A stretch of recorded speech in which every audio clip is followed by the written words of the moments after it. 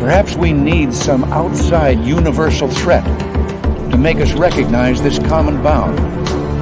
I occasionally think how quickly our differences worldwide would vanish if we were facing an alien threat from outside this world.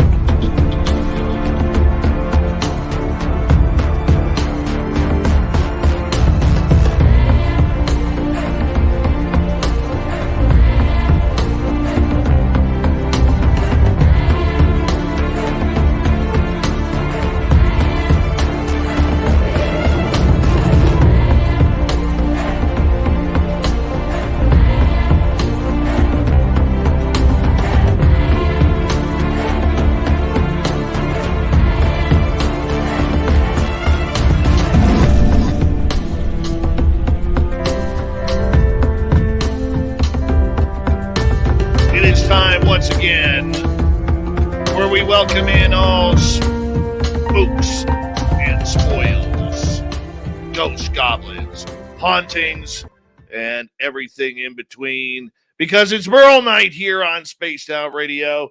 Yes, Merle is here, the man, the myth, and the legend, all wrapped into one. And we have the West London Witch, Rebecca Struzyna, with us as well. And we got a great show of paranormal for you tonight. But first, let's do the roll call. Say hello to everyone who's in our chat room so far. Race fan in the gold medal position, and a lot of Merle right there. We're going to get a lot of that tonight. And Acreon takes home the silver with our good friend Jeffrey from Texas in the bronze medal position. And B, Michael Morris, awesome, and Palmer. How are you? Good to have you here. Paul Holland, Grand Paul Holland right there with another Merle action. Eris Mana, nice to see you. Mark Longoria is here. Thank you for joining us. Stunning Samantha Hazelwood Gray. She'll be signing autographs after the show. Line up to the left of the studio, if you don't mind. To the left of the studio. T2E, welcome to SOR Chat. The lovely Kathy Evans, Matthew Kennedy, nice to have you here. Let's continue with roll call. Philip Blair is here. The Philip Blair. Is Merle doing his pre-show rituals? Yes, he is. Yes, he is. 405er, good to see you. Luscious Jules, nice to have you here. Mennonite Abe, good to have you here. Todd Purdon. Yeah, oh, I'll throw that one up there, too. Downshift. Hey, Shane. Shane is here. Shane O'Mac, right there. Right there. Dirty Filth with a nice Merle. Moist Alien. Oh, that's a nice name. I like that one. With a Merkle. I don't know what that means, but we're going to throw it up there. Look at even the Merle is here, Merling himself. Oh, everyone, it's the Doug Shelby's 50th birthday today. The Doug Shelby hitting the big 5-0. I called him earlier to wish him a happy birthday because that's what I do. I'm that guy. Shane O'Mac with a Merle. And let's swing away Merle right there. That's a good movie line from Signs. Swing away Merle. I like it. Uncle Dale and his Power Stash are here. Remember, if you're in Austin, Texas, and you see Uncle Dale, rub his Power Stash for good luck right through tax time. All right, Michael Darling, Doug Shelby with a Merle. Latro, good to have you here. Stephen Edmond, Merling it up. Carfanibre, nice to have you here. And Latro as well. Millennium, what's happening, buddy? Nice to have you here. Digger Dog, $5,900. And Digger Dog, yes, rest in peace, Double Tim, that is right. Absolutely right. Andy Jones, nice to have you here. And let's see, who else is here? The lovely and talented Jessica McCreary has returned. J.G. Hartwell, good to see you. Thanks for coming on in. The gorgeous Tracy Moore. Jim Nicholas, nice to have you back. It's been a while. Good to see you. Steve Wolf, good to have you here. Pharmacy, Mitchell Darling, good to have you both here. The gorgeous Pam Smith, thanks for coming on in. Moon Freedom, welcome to SOR Chat. Matthew Anderson. And who else is here? Oh, Michael Leger is here. The Michael Leger. There we go. Bear with me. Just starting the radio side. because that's kind of important for what we do. Triple M, good to see you. Mr. Man, Mr. Raven is Ryan. Nice to have you back. The gorgeous Aussie Ange, welcome to the show. And happy belated birthday to Merle. That's right. Lordy, Merle turned 40 on the weekend. Yeah, we'll have a lot of that. Russell Gill, good to see you. Tim, how you doing, buddy? Nice to have you here. And Kwamin Cromarty, welcome to SOR Chat. Thank you for joining us. The gorgeous Wagon, November 3rd, is here. And who else is here? We're caught up. We're caught up, just like that. Yeah, Lordy, Merle is 40. And by the way, happy Austin 316 to all of you today. Merle is Merle 316 today. Solid day. Very solid day. Yes, Double Tim, I found out yesterday that Double Tim passed away of a heart attack. And another great fan of ours to leave us way too early. Super Chat is open as we say thank you to all of you who help us out each and every night on this show. Horns up. Let's do it.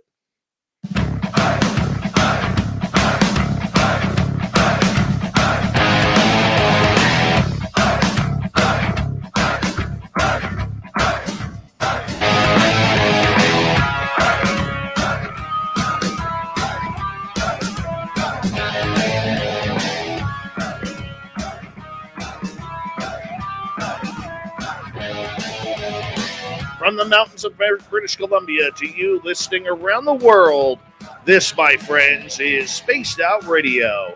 I am your host, Dave Scott, sitting in the captain's chair of SOR headquarters.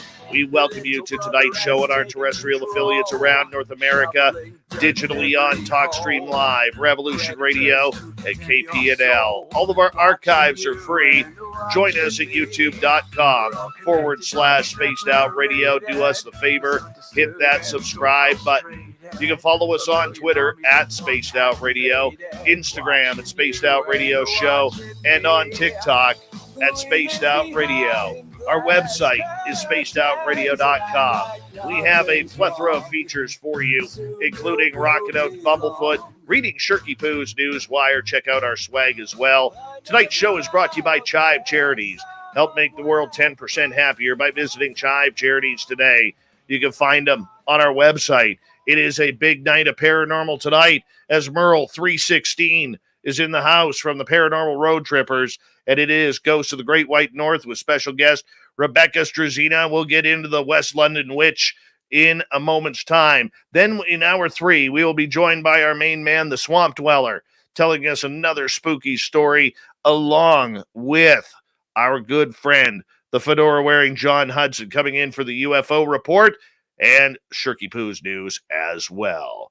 Of course, it is that time of the month once again where we welcome in Ghosts of the Great White North. Our main man, Merle, is here. Probably, in my opinion, the #1 paranormal investigator in Canada, even though he'll tell you differently. He'll say, I'm number 1A. Who's number 1? He doesn't know, because there's only a 1A. Either way, he joins us each month here with us to hang on out, talk about some good friendships and good stories about what's going on in the paranormal world. And tonight we are also joined by a special guest, all the way from the United Kingdom. Rebecca Struzyna, otherwise known as the West London Witch, is the creator and host of the podcast of the same name. Although Rebecca was born in California, currently resides in England, and she grew up in the theater, went to earn her Bachelors of Fine Arts in acting from Cal State Fullerton. Rebecca's podcast is dedicated to all things paranormal, supernatural, and unexplained. I love it. I love it. We're going to have fun tonight talking some ghosts. Merle, we got to let everybody know. Lordy, Merle turned 40 on the weekend. 40. Yes, yep. 40. I'm not letting that go. What's it like being the big 4-0 now, Merle? Welcome to the club. What? No, I'm kidding. I was just pretending my hearing was gone. That was a bad dad joke. It's good. 40 is all right. I'm still alive. A little slow, when you wake up. You got the headache. Maybe it's the high blood pressure's kicking in now. You don't know. But tonight is going to be a good show. We have the West London Witch, which is in my top 5 favorite podcasts that I have to listen to monthly. Well, Merle, I mean, at your age, being 40 now, I mean, do you notice that you have to eat a lot of bland food? Oh, too much pepper, and that'll give me the indigestion. I hear you. Yeah, dude. I hear you. Cookie I noodle haven't. soup, no salt. Low sodium life now. Well, I hear you there, buddy. I Mhm. hear. I refuse. I refuse to take that over. But you know what? It's a good night and happy birthday belated to you, my friend.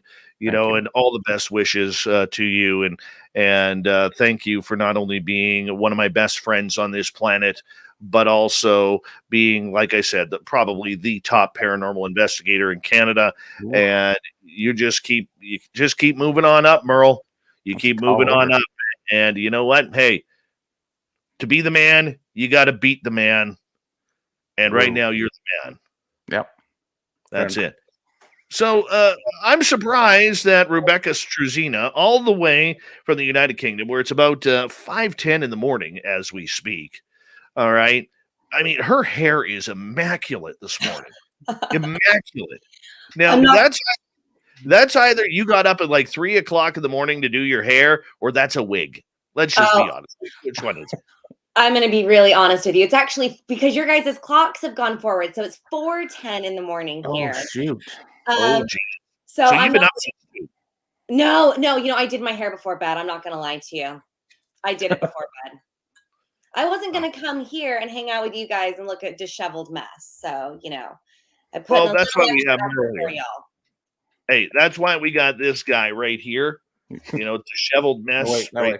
there. Yeah, right there. You know, Yeah. I think that's about only the third time the word disheveled has ever been used on this show. So thank you for adding to our vocabulary again.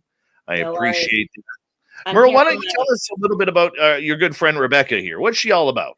She is the West London Witch, as we've said a lot right now. She's got a really good podcast, lots of traction right now. She's been getting a lot of followers, a lot of views, a lot of listens, and she interviews a lot of really cool people. Me too. In regards to their paranormal experiences, different encounters, and everything spooky and kind of creepy. Awesome show. Oh, thank Very you. cool. Sweet. Very cool. Rebecca, how did you get your love of the paranormal? Oh, you know what? I like to attribute it to the fact that when I was about probably 3 years old, my parents inadvertently moved into a haunted house. They didn't know it at the time, but after 4 months of living there and subsequently moving out very quickly, um, I think because we had this house and that was really had some really terrible and crazy experiences there, it always was kind of bubbling under the surface. And my parents were really open about the fact that we had this crazy house. And so I always grew up knowing that we lived in this house, we had these scary experiences. And I, from there, just was kind of the creepy kid at school who loved scary stories and ghosts and had a true belief in the paranormal. And that's just kind of permeated throughout my life since then. So the podcast is a great place where I can basically just have people tell me scary stories all the time. And I love it. What scares you? Oh, are we talking like the existential dread of failure or like, creatures in the closet? Well, I mean, if you want to get into depression and anxiety, I would go with the first. But I mean, if you want to get into the paranormal, let's go with the latter. Well, oh, my viewpoint on this always changes because it used to be seeing ghosts would be really, really scary. But I actually think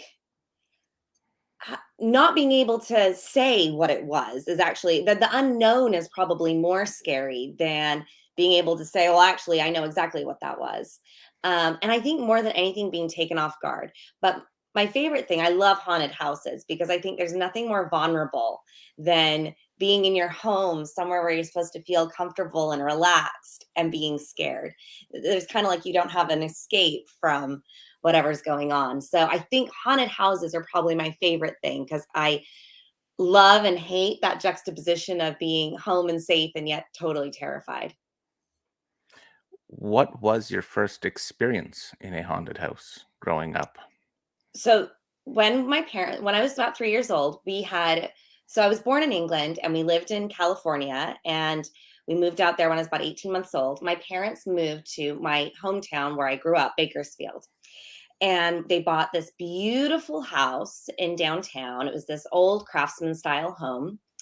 It was absolutely gorgeous. It was kind of that quintessential American house, which I think my parents really longed for because there's nothing quite like that architecture out here. And the second we moved in, we had an issue with our dog. I was 3, and we had this toy poodle we actually brought from England with us. And him and I were inseparable. But as soon as we moved into the house, he refused to go into my bedroom. We used to sleep together every night. But as soon as we moved in, he refused to go in my bedroom, refused to go in the back bedroom. And he also started having seizures, really severe seizures. And I mean, it got to the point where he one time had a 13-minute long seizure in the living room. And there was no rhyme or reason for this really strange behavior with the dog. And then as soon as we moved in, I think the first night my parents heard this almighty thump in my bedroom, and they came in and I was sitting on the floor and I was crying, and I said, a witch pushed me out of my bed. And they were like, oh, that's odd, but get back into bed, you're fine. And then it turned into this thing every single night. I would say there was evil people in my room, and there was evil people in my closet, and there was evil people walking around.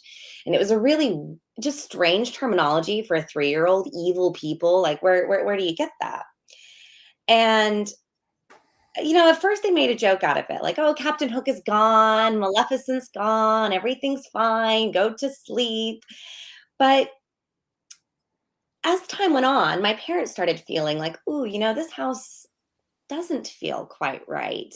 It is a bit spooky. My bedroom in particular was spooky, but for an inexplicable reason. It was a perfectly fine 3-year-old's bedroom. It was lovely.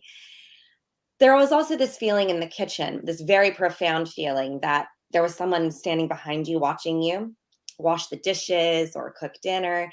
And of course, my parents would turn around and there was nothing there. And being in the house started to take a real toll on their marriage as well. They started arguing a lot. They were really upset. They were really emotional. And that could be a litany of different things. It could be that we just moved to this new town. It could be that we were, really broke and we just moved there. It could be that their 3-year-old wasn't sleeping and it was all just very stressful. They didn't have a lot of friends. But after about 4 months, they said, we're going to move. We're not doing this anymore. And we moved at Christmas time. And on Christmas Eve, my dad was back in the house doing a final once over, cleaning things up. And he's in the kitchen and he gets this feeling that someone's standing behind him watching him. And he turns around, and in the doorway of the kitchen is a full-bodied apparition of a woman staring at him. Oh, wow. And he said he threw the keys on the table. He didn't even lock up. He just went out the back door. He jumped over the fence and drove to the new house. And when he got there, my mom said she was horrified because he had driven and he was sheet white and, shaking. And she was like, what happened? And he said, I saw her. I saw what we were feeling. I saw this woman in the house. And that would have been the end of the story, except for the fact that it was Christmas time and my uncle had sent the Christmas presents to that house.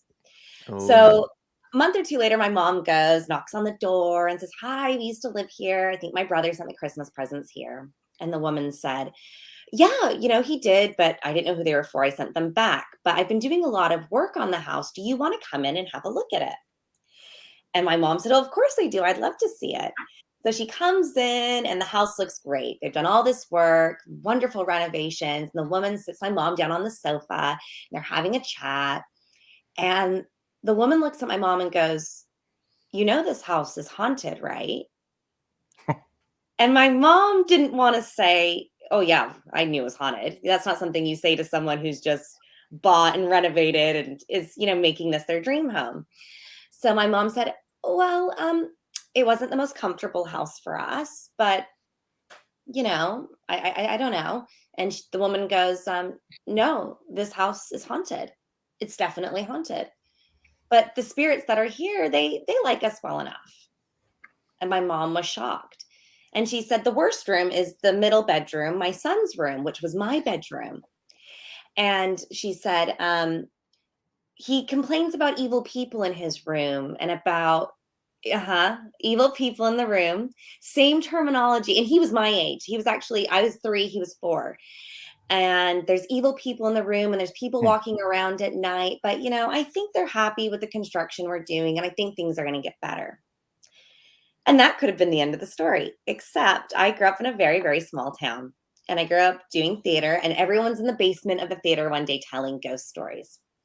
And someone said, "Hey, Becca, didn't you live in that haunted house?" And I said, "Yeah, I did." And I just told the story I just told you guys. And as I'm done with the story, this kid looks up in absolute paralytic fear and goes, "I was the little boy who slept in the back bedroom after you." Oh, And he was. It was him. And our damn. moms met in the lobby of the theater and they chatted. And my mom said, "Well, what's the next part of this story of this house?" And the woman said that they lived in it. And although she was very comfortable and happy there, they actually had a lot of poltergeist activity. Things going missing. You'd open up a cupboard, everything would be on the floor, pictures upside down. And so the dad said, "We're moving. We're not going to live here anymore." But she kept the house and turned it into her office, which was fine because she really liked the house. But her staff were terrified and things were going missing and things were flying across the room. So they moved the office somewhere else. But when I started the podcast, I thought that's a great opening episode. So the first episode of the podcast is this story in long format with lots more details. And I thought, well, I need to find this woman. So I'm from a small town. So I do some Facebook stalking and I find her. And I reached out to her and I said, "What's the next part of this story?" And basically, she just confirmed that, yeah, the house is definitely haunted. She still owns it. Her son and their daughter-in-law and their kids live there. And they're happy there. But the house is a very, very delicate, I don't know, environment that it either likes you or it doesn't. And for my family, it just didn't like us. And we took the hint. We didn't stay. So that was my first experience. All right. We're gonna have a next one too. But do you remember what it looked like when you were little? I'm gonna be very delicate with this because I've seen lots of photos of the house. Mm-hmm. So I know what it looks like because I've seen so many photos. Mhm. Also, I am the crazy lady who knocks on people's doors and asks them if I can come in and look at their houses. And everyone always has said yes to me thus far. So I have actually done that. One time I was driving by the house with my mom and there was this woman, it was actually being rented at the time. And the woman says to me, we were driving by and I say to this woman, "Hey, can I look at your house? We used to live here when I was a kid." And she looked absolutely horrified, but she said yes. And she let me in her house. And so I walked around her house. So I know what the house looks like because I've been in it and I've seen photos. Do I remember what it looks like as a child? Maybe only because I have those kind of imprinted memories, I do remember, my mom doesn't remember this, but I remember this. I had to do a checkup, children go to the doctor checkup kind of thing. And my mom said, while we're here, she's not sleeping at night. Every night we're having these night terrors and these nightmares and the witches in the room and she's getting pushed out of the bed. And, what do you think it is? And I remember the doctor saying, "Well, I think it's just a phase. I'm sure she'll grow out of it. It's fine." And my mom was like, "I don't know. It feels like more than that to me."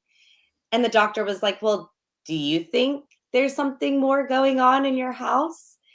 And I think my mom in just total shock was like, "I don't know. Thank you very much. Take care. I'll see you later." And we left the doctor's office. And years later, I've asked her, "Why did you let me sleep in the haunted room? Why did you let me sleep in the spooky room? Why would you do that to your 3-year-old?" Someone had But to. yeah, it was so strange. But she said, there was nothing wrong with the room. It was a beautiful house. It was a beautiful room. What do you do?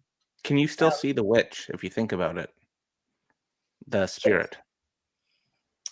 Like I said, I have an incredibly creative mind. So have I made up what that scenario looks like in my head? Oh, yeah. But do I know that that's what actually happened? No. Fair So enough. I don't know. We got about 4 minutes here before we got to go to break at the bottom of the hour. Ghost of the Great White North with Lordy Merle is 40 and Rebecca Struzyna, otherwise known as the West London Witch. You know, you are in one of the most haunted cities in the world. You really are. And we have had a numerous amount of ghost and paranormal investigators and historians from London over the 7 years of this show. What is your favorite story that you have covered over there since you've been there? Oh gosh, so many. But actually, my favorite one isn't based in London. It's based here in Winchester, which is the old Roman capital of England. It's where the seat of King Arthur's power laid. So it's a very, very old historic town, but it was also heavily influenced by World War II because Southampton, the nearby port town, was heavily bombed. And so a lot of people were coming into Winchester to get away from that mass shelling and whatnot. And it's episode 2, actually, of the podcast. This girl had this really haunted house that used to be army barracks that was turned into housing. And the most unbelievable amounts of activity happened in this house. It was used as a hospital. And I think the scariest part was when she was little, they knew there was this nurse in this house. They kept seeing this apparition of this nurse. And she said she was laying in bed one night and she could feel it coming on. She could feel the room getting cold. She could feel everything, just the whole energy shifting. And she closed her eyes and she opened them and she saw the nurse standing in the doorway. Oh, wow. And she closed her eyes again, and she's in bunk bed. So there's the slats of the bed, and she's looking through the slats of the bed, and she closed her eyes after she saw the nurse, and she opened them up again to see if she was still there. And she was eye to eye with the nurse looking at her through the slats of the bed. Damn. And that whole episode, I think what was so profound about it to me was she was really severely bullied in school and whatnot because she was the girl who had the spooky house and believed in ghosts. And she really didn't want to talk to me because it had been so traumatizing. And I felt really honored that she was able to open up and share her story and be heard and felt seen and not judged. Because I think sometimes when you have paranormal experiences, you get one of two reactions. You get, oh my God, that's so cool. Or, but yeah, it was the plumbing. Or yeah, it was the wind or whatever. Yeah. And of course there is some of that. Of course people see ghosts where there's not ghosts. It is the plumbing. It is the wind. But sometimes you know what you know. You saw what you saw. And they had a lot of activity in that house. But it's so common out here. As you said, it's so, we have so much history entrenched into everything, and buildings get repurposed for housing or schools or, post offices or, police stations turn into pubs. And that makes kind of this rife environment where something that shouldn't be haunted inadvertently becomes it. Mm-hmm. What? Go ahead, Dave. No, I was going to say you got to fill your quota for this half hour. You got 1 minute. Dude, I already 20 words 20 minutes ago. No, just joking. Being a paranormal investigator, going to locations and then saying to your client, I'm sorry, but I don't feel your place is haunted, and these are the reasons. They get kind of cranky at you because some get cranky, but some are relieved. But the ones that get cranky, they really play up the fact that their house is haunted. Oh man, you got to come for dinner here. Alice haunts my house type thing. And then when you have the evidence or the facts of why it's not haunted, like the EMFs or like the plumbing or faulty windows and stuff, people get kind of chapped. But next hour, Dave, or half hour, I got some London ghost stories from when I lived there. I have 2. You were in East London, weren't you? Pardon? You were in East London, weren't you? I lived in East London for a year. Yep. I've never been. You got to go. I've never been. You got to make it out here. Yeah. I don't like soccer, so that's just not going to happen. That's just. Oh, that's good. That's good. All right, Merle is here for Ghosts of the Great White North. He stops in once a month to chat everything paranormal with us, and our special guest tonight, the West London Witch. We call her Rebecca Struzyna here on Spaced Out Radio. Let's get ghostly when we return with Merle. on Spaced Out Radio. Merle.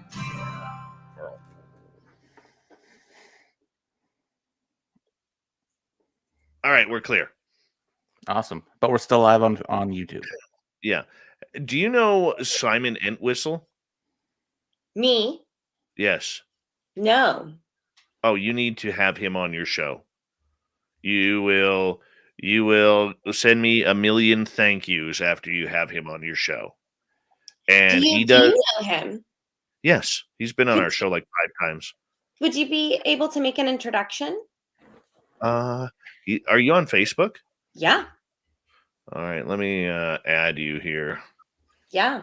I'm always looking for new stories.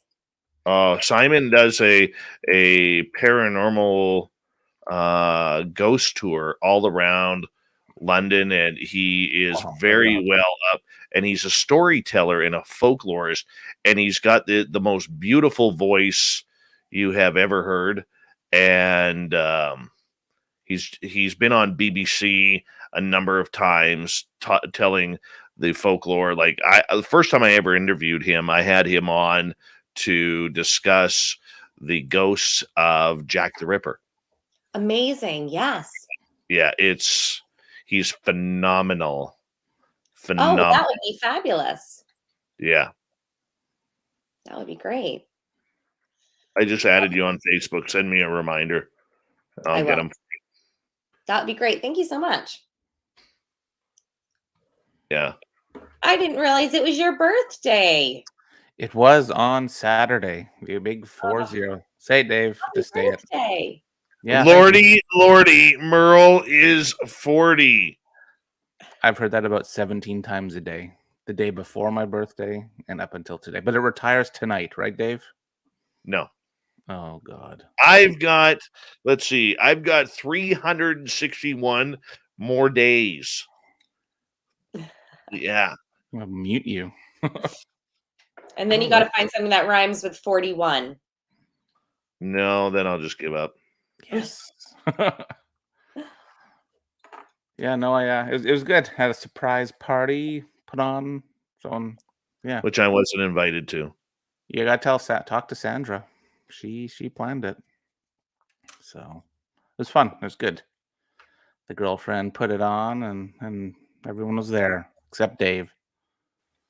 Unfortunately. Yeah. So nice. I introduced the guy as my best friend, and I don't even get invited to his 40th birthday party. Isn't that nice? It wasn't. Not everyone was there. No. My birthday's not till May, and Merle's not invited. I'm invited. I'm just going to show up. No, you're not. I'll do it. No. Did you do a birthday investigation? Yes. The previous week we did. We went to a place called the Old Courthouse Inn in a town called Powell River. Uh-huh. And we had some really good evidence. Cool. We actually recorded it. I put my camera down. We were in a basement. It used to be a provincial office. So it's 3 stories. It's a building from 1939. And we were in the basement. And then on the first floor, we'd set up a motion sensor and one of our cameras. And no one was up there. Like the hotel was ours for 2 nights. And we heard footsteps go by the camera, and then our motion sensor went off. Oh, wow. That was one of the cool things that happened.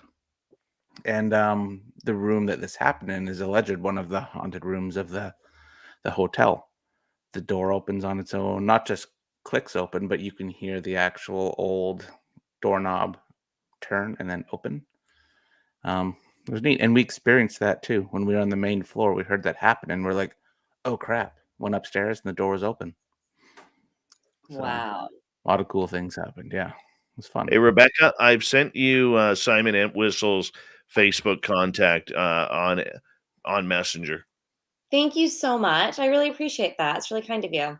Yeah, you'll love him. You will love him. Yeah, I'm always looking for new stories, and they come from things like this, people recommending people and things like that. Merle, Fap wants you to do something stupid for your birthday. Thank you, Fap. I will. Yeah. I'll do something stupid. Yeah. I don't know what I'll do yet, but I'll do it. Suggestions? I don't know. I don't know. I Actually, mean, uh, say it, Dave. you're old enough for a beige Volvo, man. Just go do it. Just Get a go beige. do it. How about with my F-150, I get a different colored canopy. Well, you are old enough to now. Hold on, guys. Okay.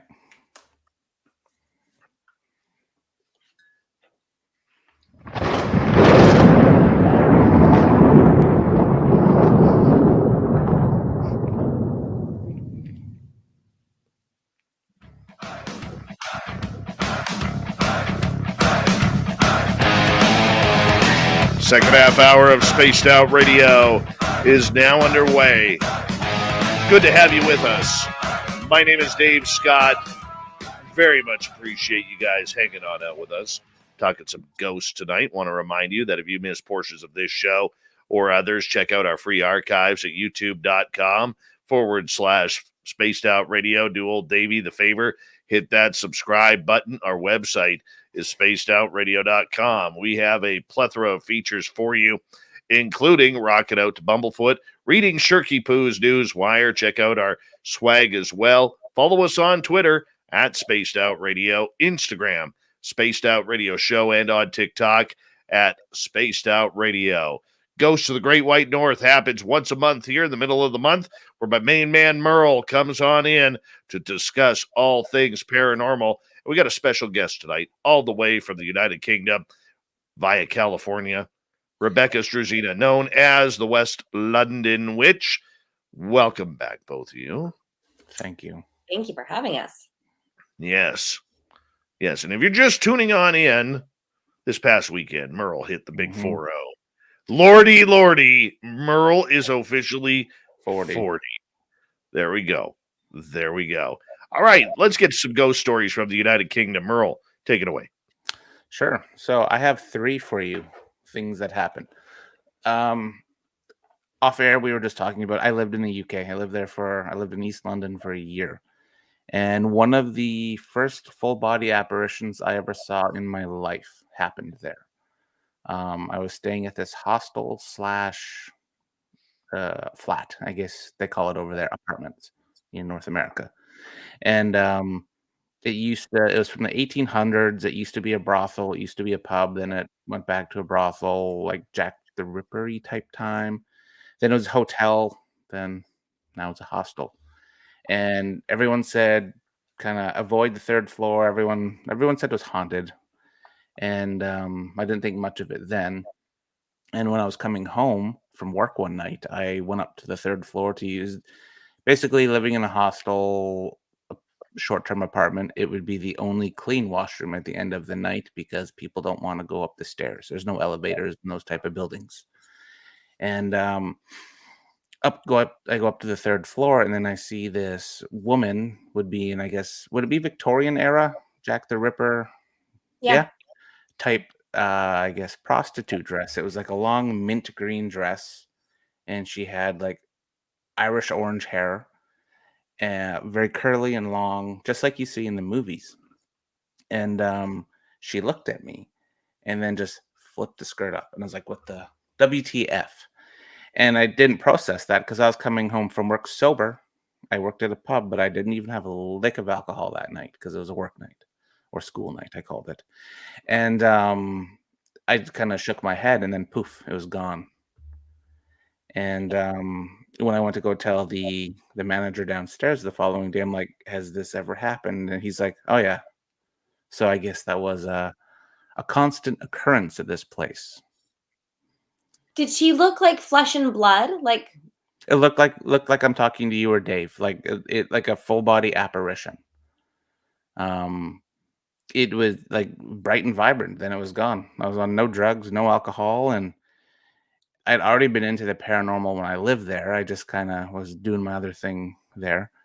But even thinking about it, just the mental image kind of makes me shiver, because I researched why the whole dress thing, and I guess back in the day, that's what they did to try and lure potential dates.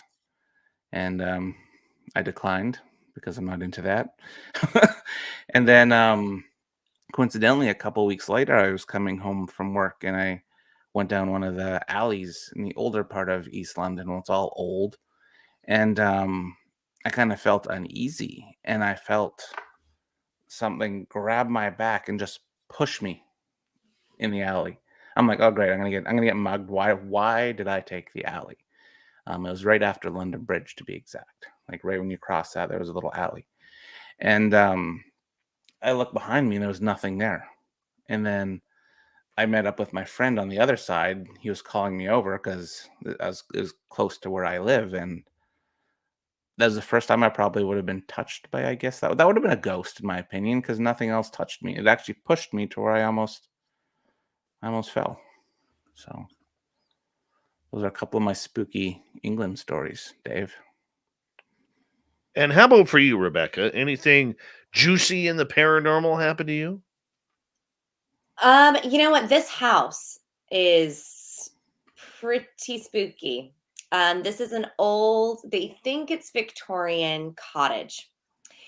And my nearest neighbor on this side is a very, very old Anglo-Saxon church and graveyard.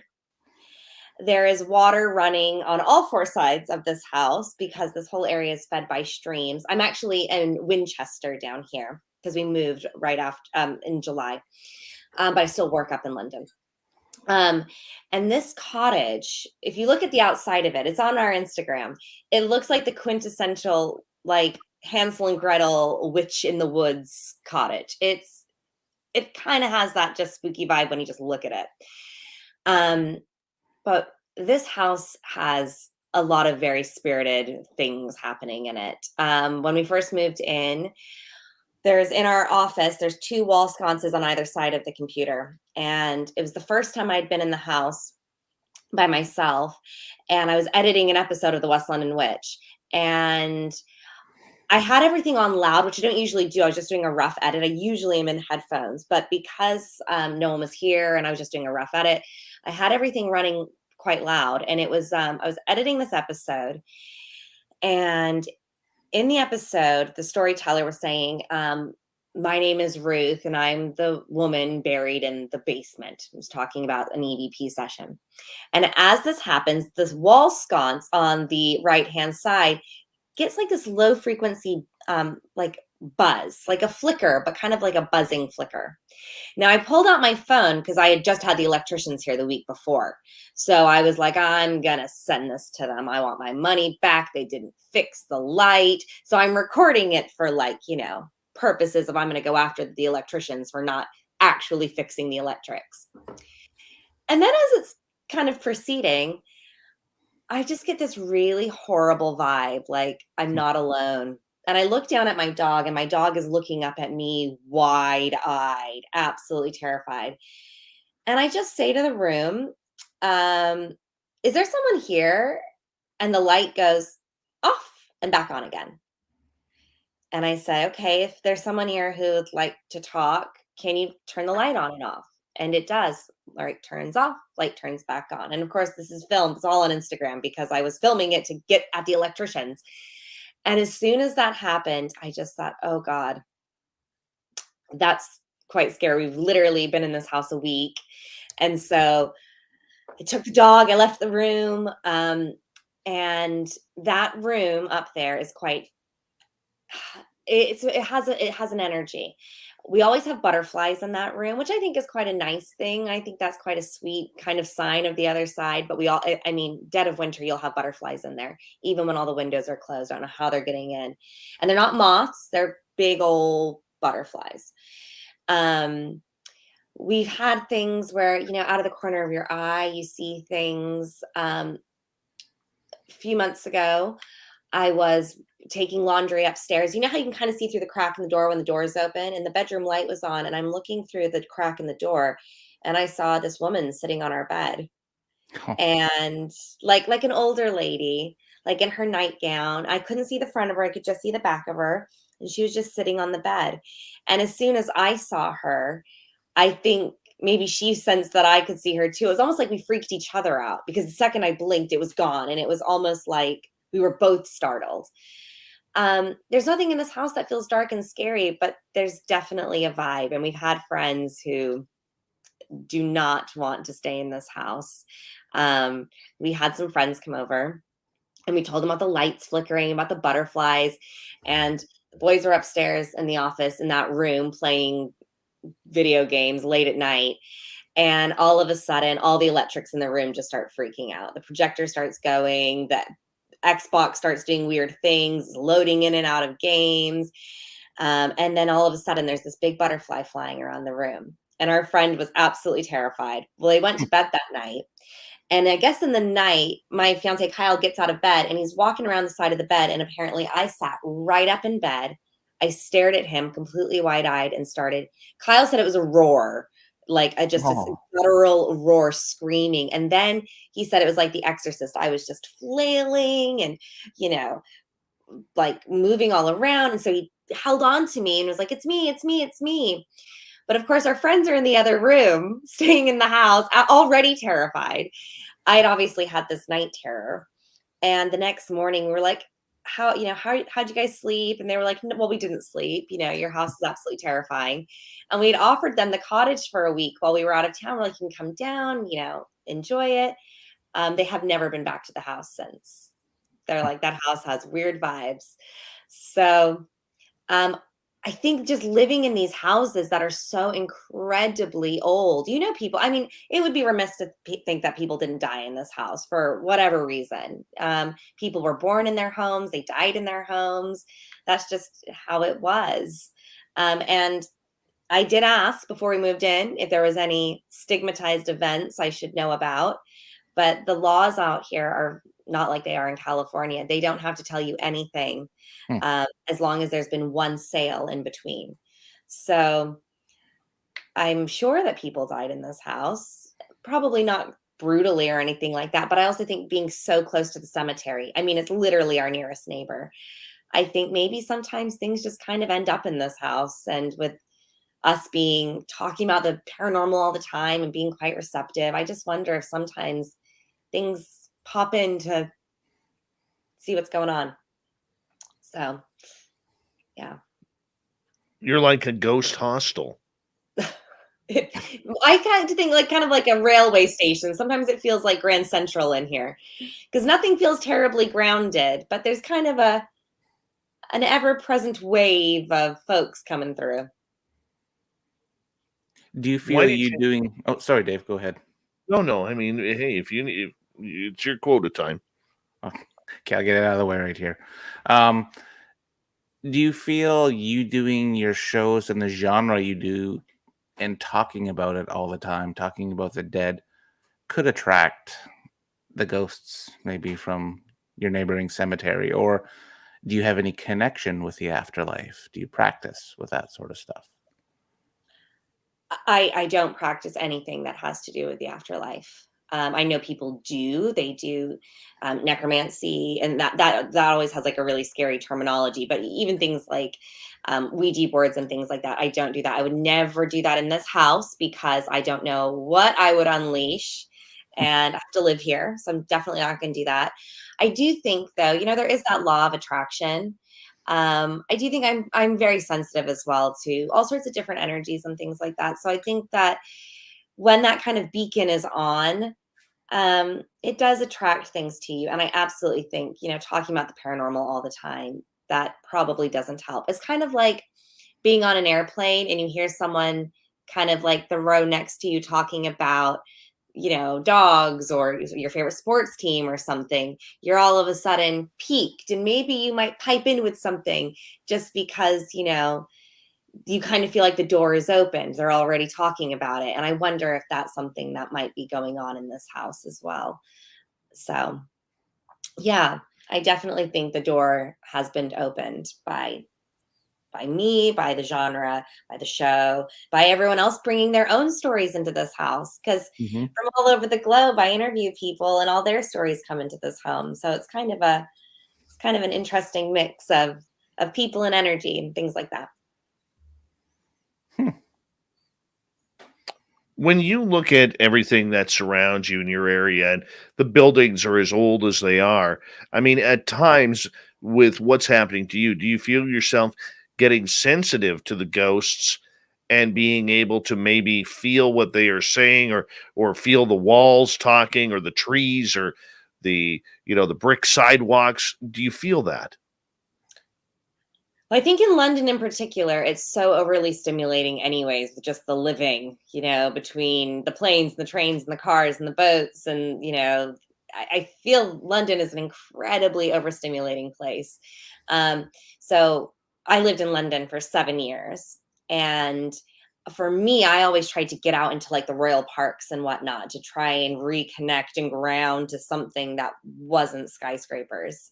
And I do think that you just have this sense of walking through London in particular, that you are merely a part of a very, very large story. There's been so many people that have passed through so many different world events that are wonderful and tragic. And there's been so much, new people coming in, and yet there's been times like plagues and lots of people dying.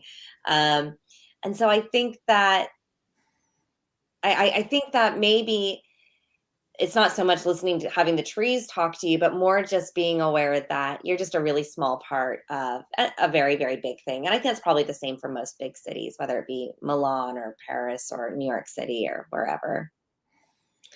So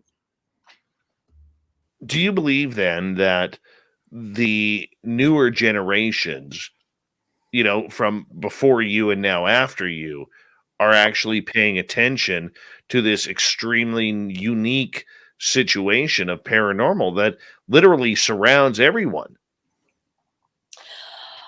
I don't think all spirits do. Well, Merle, you can pipe in on this as well. I think that some spirits do. I think you've got different types of hauntings. You've got like residual hauntings, or just energy that's been imprinted onto things. I know Merle loves his haunted objects, I so do. I'm sure we'll get into that. So I don't think that all, after everyone dies, they're all still kicking about. I think that some people really do pass over. Maybe nothing happens to some people. I don't pretend to know what happens in the afterlife, but I do think that for some reason or another, some people do come back, and whether it just be to say hello to their loved ones, or they've gotten a bit confused, they died tragically, and maybe they not quite sure what their next step is in their chapter, or maybe some places the veil is really thin and people kind of have this transient way of coming in and out of, the two worlds. I don't know. And I kind of like not having all the answers to it as well, because it means that you can always explore it and always learn new things. So I don't think everyone's still around, but I do think that some people are, and they do want to be known and seen and heard. And then others I might know they're being seen. Yeah, no, I agree with that. I think with the amount of like people, especially a place like England, the amount of people, the amount of like wars, death, like you said, plagues, battles, everything like that. I think the energy imprint of death, passing, tragedy is so rich in a place like that that I'd probably almost bet that there's more spirits than there are living people in some places. Did they pass over? We don't know. That's why there's guys like me that'll come in with their little gear and check it out. But yeah, I think the England obviously has rich history, and I think newer generations moving there, newer generations that live there, they shouldn't forget it. I think they should cherish it and investigate it and research it, even not on a paranormal level. And Brits are funny people, because there's either totally into ghosts, or they don't want to talk about it at all. So sometimes, there is that British way of just, rationalizing things or shoving things off. But I do think I agree with you. If there's something going on, there's no harm in looking into it a little bit more. there was something else going on in your building, you would want to look into it a little bit Mhm. more. So why not that as well? And you The can always cla come to the conclusion it's not ghosts. Yeah, and the classic line in Canada, it's probably since we're Commonwealth to Britain, is, "I don't believe in ghosts. Ghosts are nonsense. However, there was this one time," and then it leads them into their "it's a ghost but not ghost" story every Same time. thing over here. They love a haunted pub, a haunted theater, but that's just the stories. Yeah, That's just the and stories. this one time when I was there when I was 17, Yeah. they had experiences, so, yeah. Do you find that there is a lot of spirit activity around certain places of gathering, whether it's pubs or shopping malls? Is there a huge paranormal adventure sitting there right around where the people gather? Yeah, and there are some historical reasons for that as well. So let's take the city of Southampton, for example. Massive port town. It's where the Titanic sailed from. Um, for example, using your shopping mall, they have a regular old shopping mall. It was built in the 80s. It's hideous. Not scary, not spooky at all. But for some reason, there's a lot of paranormal activity. And there's lots of people seen walking around, and they're not of this time, and they're, living their lives inside of this shopping mall. And for a long time, it was like, well, why is that happening? Well, it turns out there was a plague pit that the Oh, building wow. is built upon. So people are seeing things because there's literally a mass grave underneath the shopping mall. So that would be one reason. Another thing that they like to do out here, we're very, very short on land, and we are a very, quickly expanding population. So another thing that happens is that they will take out gravestones. Sometimes they take out the bodies, sometimes they don't take out the bodies, and then they build housing on top of the graveyard. And I kind of think even if you did move the bodies out, I still can see an argument for why that area would be haunted. Mhm. So people are living on top of grave sites, and they don't even know that they're living on top of grave sites. We have catacombs in London that are still, beneath the city. So I think just by the nature of the fact that we've had a hell of a lot more people here that have now passed than we still have living, that you are going to have a lot of that activity. And particularly somewhere that's so densely populated like London, there's just not enough space for all these past people. What are the ghosts like over there? Are they friendly? And I swear a shadow person just walked behind you by your Don't fire. do not say that. Yeah, by your left hand. I swear somebody's going to have to rewind the tape here for about like 30 seconds. I swear there was a shadow that just walked by. I'm looking now. Are you kidding me? No, no, I don't kid about stuff like that. Oh my goodness, just giving me the heat. It's only 4:57 in the morning here. It's still very dark and scary outside. I'm gonna look for it Look, right see, now. see But it. yeah, I just gotta find the part. But I'll tell you if it's my imagination or not. Okay, well, But I'll answer your question while you're looking. Um, I think it runs the gamut. I think just like anywhere else, you've got, friendly ghosts, you've got ghosts that are just kind of on loop, kind of those residual hauntings that are not intelligent at all. They're not doing anything other than walking down a hallway or putting their boots on and just living their kind of time loop. Mhm. And then you've got your poltergeists, and you've got really scary spirits as well, or ones that are really traumatized. Lots of, the same women in white or women in gray. All those same tropes, they kind of seem to be universal. And you kind of get the whole range of them, just like anywhere else. I'm still my head's wrapped around the mall you're Yeah. talking about and seeing the period piece clothing, but that'd make a lot of sense. There's Um, I want to say it's the Theatre Royal Drury Lane. One of my listeners will know because we've done an episode on it. And I'm sure it must be Drury Lane. They have they were seeing this cavalier up in the balcony of the theater. and he was in a gray suit, and he had, the tricorn hat with big feather plume in it, and they kept seeing him walking around. Audience members would say it. Did you see it? Everyone, just hold on here because we do got to go to break here at the bottom of the hour here on Spaced Out Radio. Make that the top. I can't tell my time since the time change. Merle is back for Ghost of the Great White North, and we have Rebecca Struzyna hanging out here talking ghosts on Spaced Out Radio.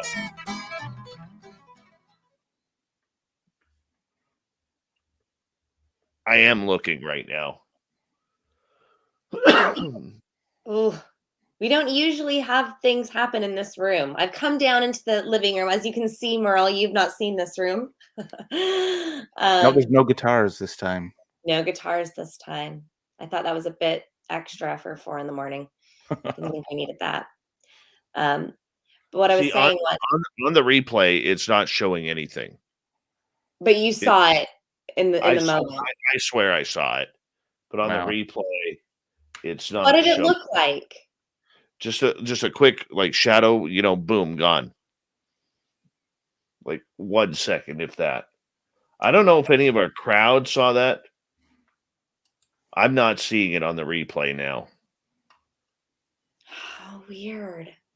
I didn't see it at the time. No, it was behind you. I don't doubt it.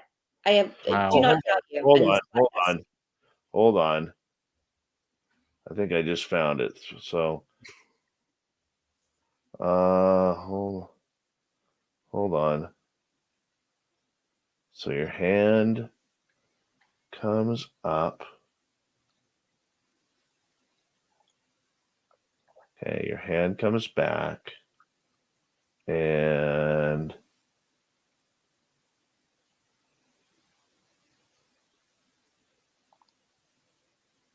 this will be a first. You guys are going to make it so no one ever wants to come to my house ever again. Okay, that time I did not see it. Come on. Okay. You do all this walk like an Egyptian shit, and then it's somewhere. No, it's kind of cool. Okay. Now it's not there again. Let's go back there. I'm going to watch this 100 friggin' times. You have to send it to me if you find it. Well, we'll play it on the show if that happens. Dave, I'll be right back. Just got to Merle.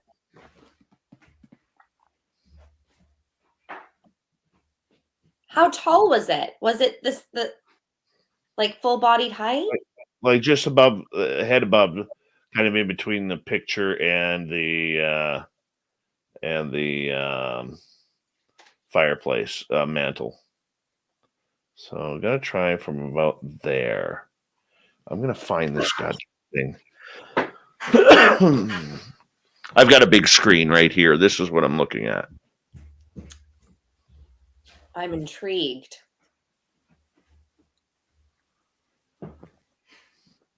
I'm trying to think of rational explanations in the room. Yeah, screw rational.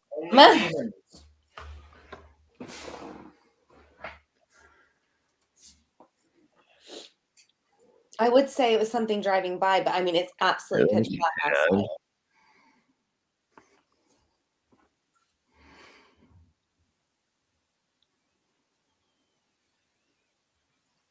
And now it's not there again.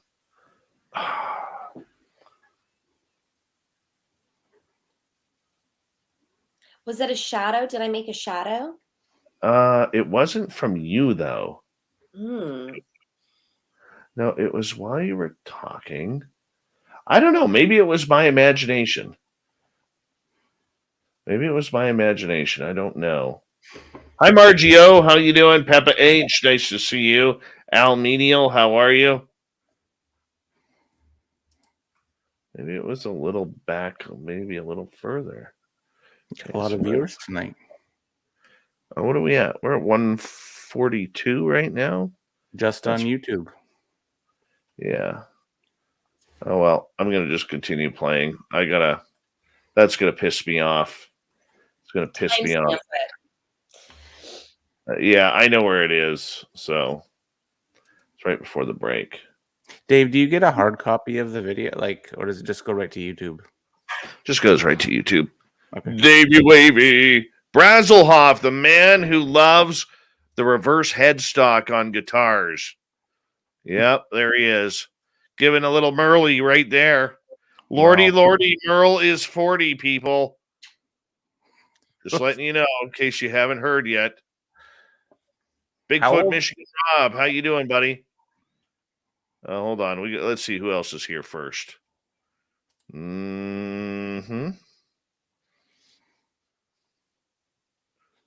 Downshift with a nice, simple yet gentle Merle. You know, hey, you need gentle ones. Gorgeous Embers Paraworld, how are you? Goober Bear, nice to see you. Snakes on a UFO, welcome back. Dave, do people know why they call me Merle? Have you ever told the story, or is it just Merle? Gorgeous Diesel Girl. Yeah, there we go. Okay, I'm caught up. It's your middle name. It's Merle's middle name. Yep. Yeah. That's it. That's the truth. Yep. Right there. That's the truth. Lordy, Merle is now 40. Robert D., how are you? It's a drinking game. None of us would be talking right now. Yeah, we'd be on the floor. Yeah. Yeah, we would be absolutely. Dave,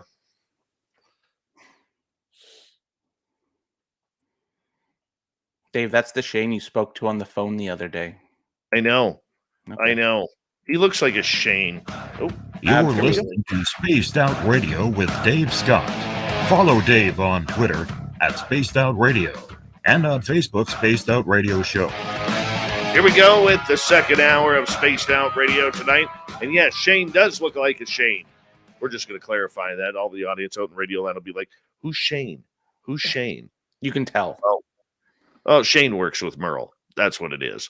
Shane works with Merle, but he looks like a Shane. You know, hair is always up and peppy, you know, a little flicker to the side that he does all that time. You know, he's the type of guy who has a flower tattoo surrounded by wheatgrass on his right shoulder. He's that guy. He is totally that guy. That's who Shane is. He's from Quebec. It makes more sense. A fleur-de-lis with some wheatgrass surrounding the bottom of it. Hey, I want to remind everybody that if you missed portions of this show or others, check out our free archives at youtube.com/spaced out radio. Do us the favor, hit that subscribe button, everyone, and that is tuning us in on our terrestrial affiliates around North America. We really do appreciate it. And digitally on TalkStream Live, Revolution Radio, KPNL, and soon to be Odyssey Radio. Odyssey Radio. Yeah. We're going to add another digital format here very, very soon. All right, moving on. Desert Clam set the password for tonight in the SOR Space Travelers Club. Obnixily. Obnixily is your password. Use it wisely, Space Travelers, as the Clam sets the password each and every night right here on Spaced Out Radio.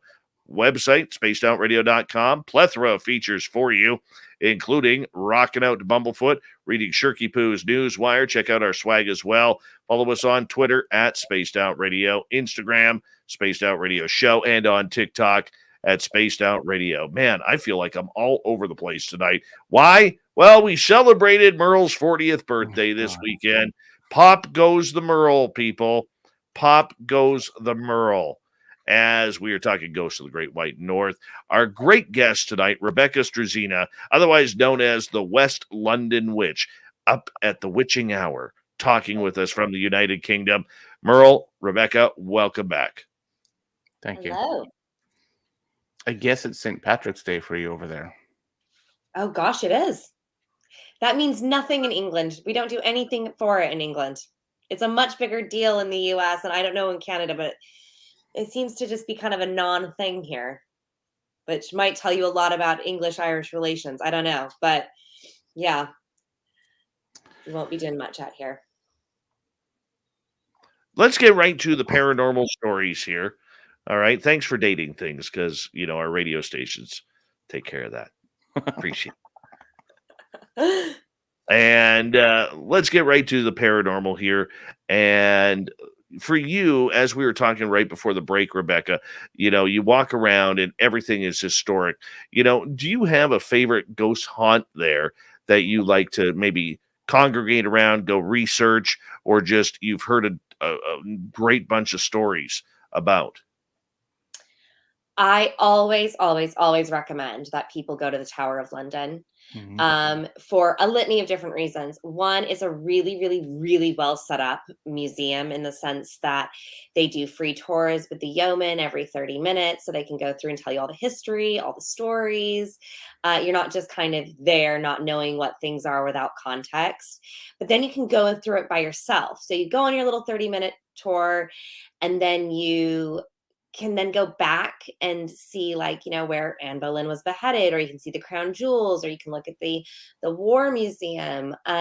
You can go into the towers themselves, the palace itself, and it's a really, really, really good time. It's definitely a take the day kind of situation. But my other favorite thing to do, because Tower of London, as Merle will know, is out kind of East London way. It's very, very close to Tower Hamlets and Whitechapel area, which is where Jack the Ripper did all of his work. So if you're looking for a really good day out in London, I say do the day at Tower of London and then head on over to Whitechapel and do one of the Jack the Ripper walking tours, because it's a great way to see the city. You would never go to these places ordinarily. You might not want to go to these places ordinarily without a tour guide and an entourage of people, because it's the old, district of London where there was a lot of, sex work and all that jazz. So those are really fun places to kind of go because you can actually see living history. There's a lot of the Victorian buildings have been retained and whatnot, but I always think the walking tours in London, whether it be the Jack the Ripper one or a ghost one, are just a fantastic way to see parts of the city that you would never ordinarily find. We went on one in Bank, and I have never been able to find those places ever again. They're these tiny little rivets of alleyways and, urban cemeteries, and it's incredible, but it's definitely great to go with people who can tell you the stories and can show you where they are, because you won't find them by yourself. It's just so embedded in the city itself. So I always think Tower of London is great. That's a really, really fun one to go to. And you really do get the essence when you're there. You can feel, Anne Boleyn being there, or Lady Jane Grey. It's a really fun place. It's definitely got a very strong vibe, for sure.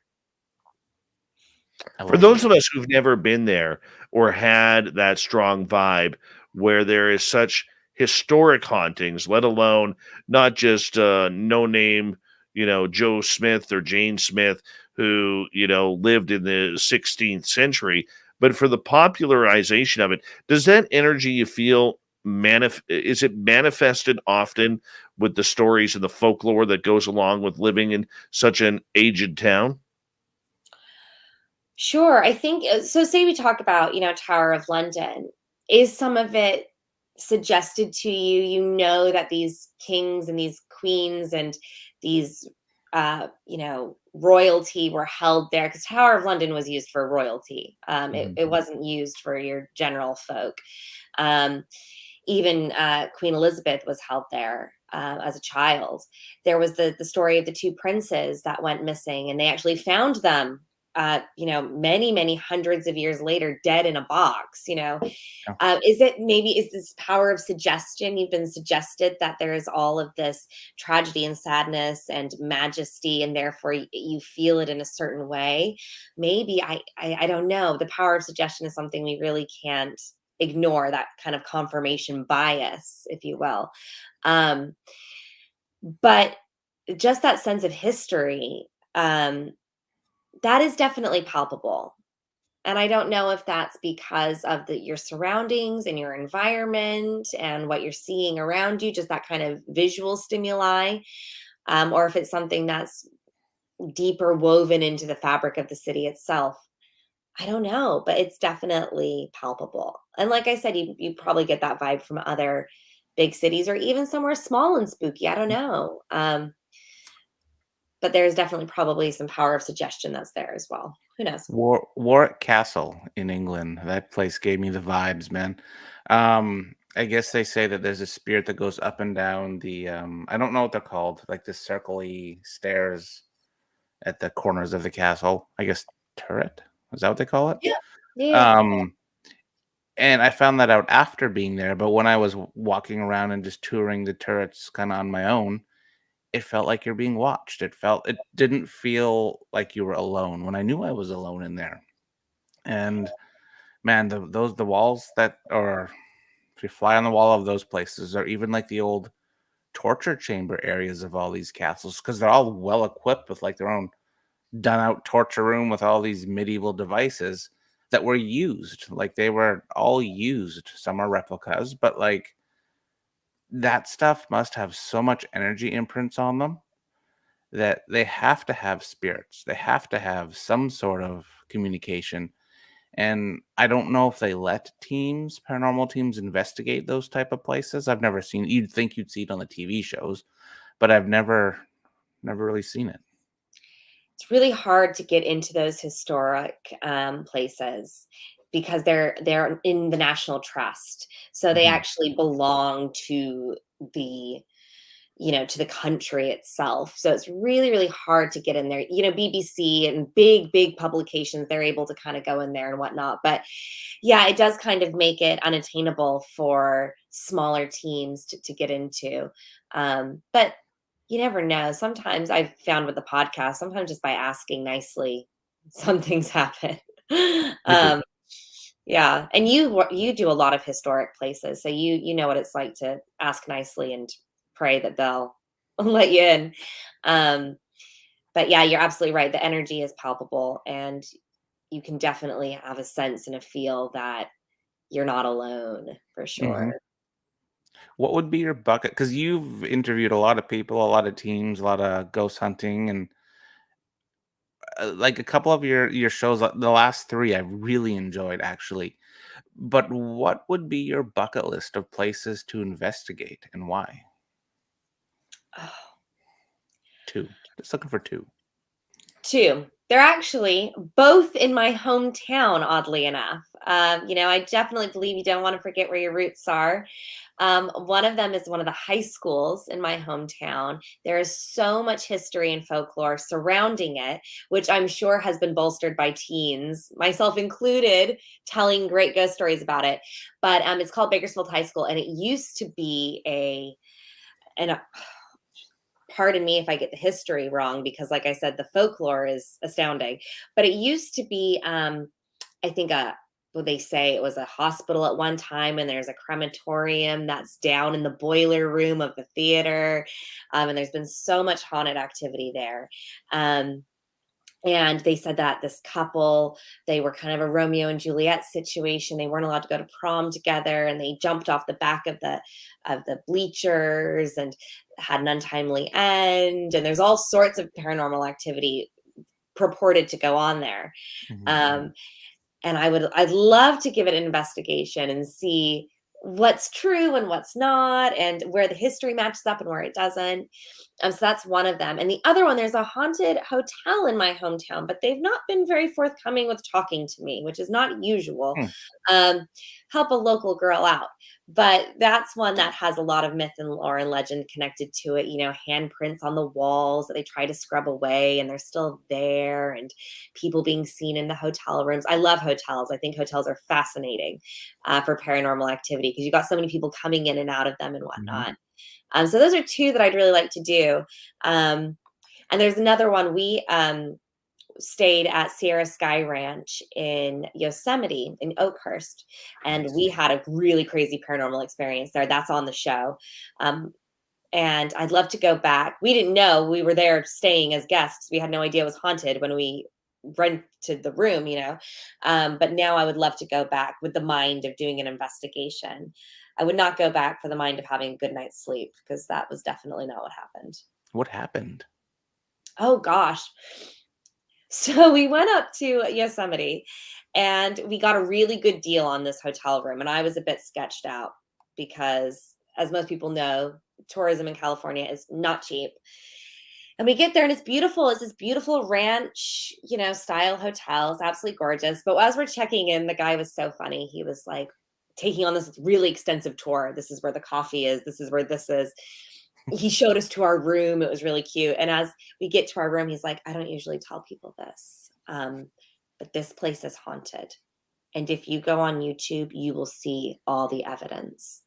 And we were like, thank you. Thank you very much.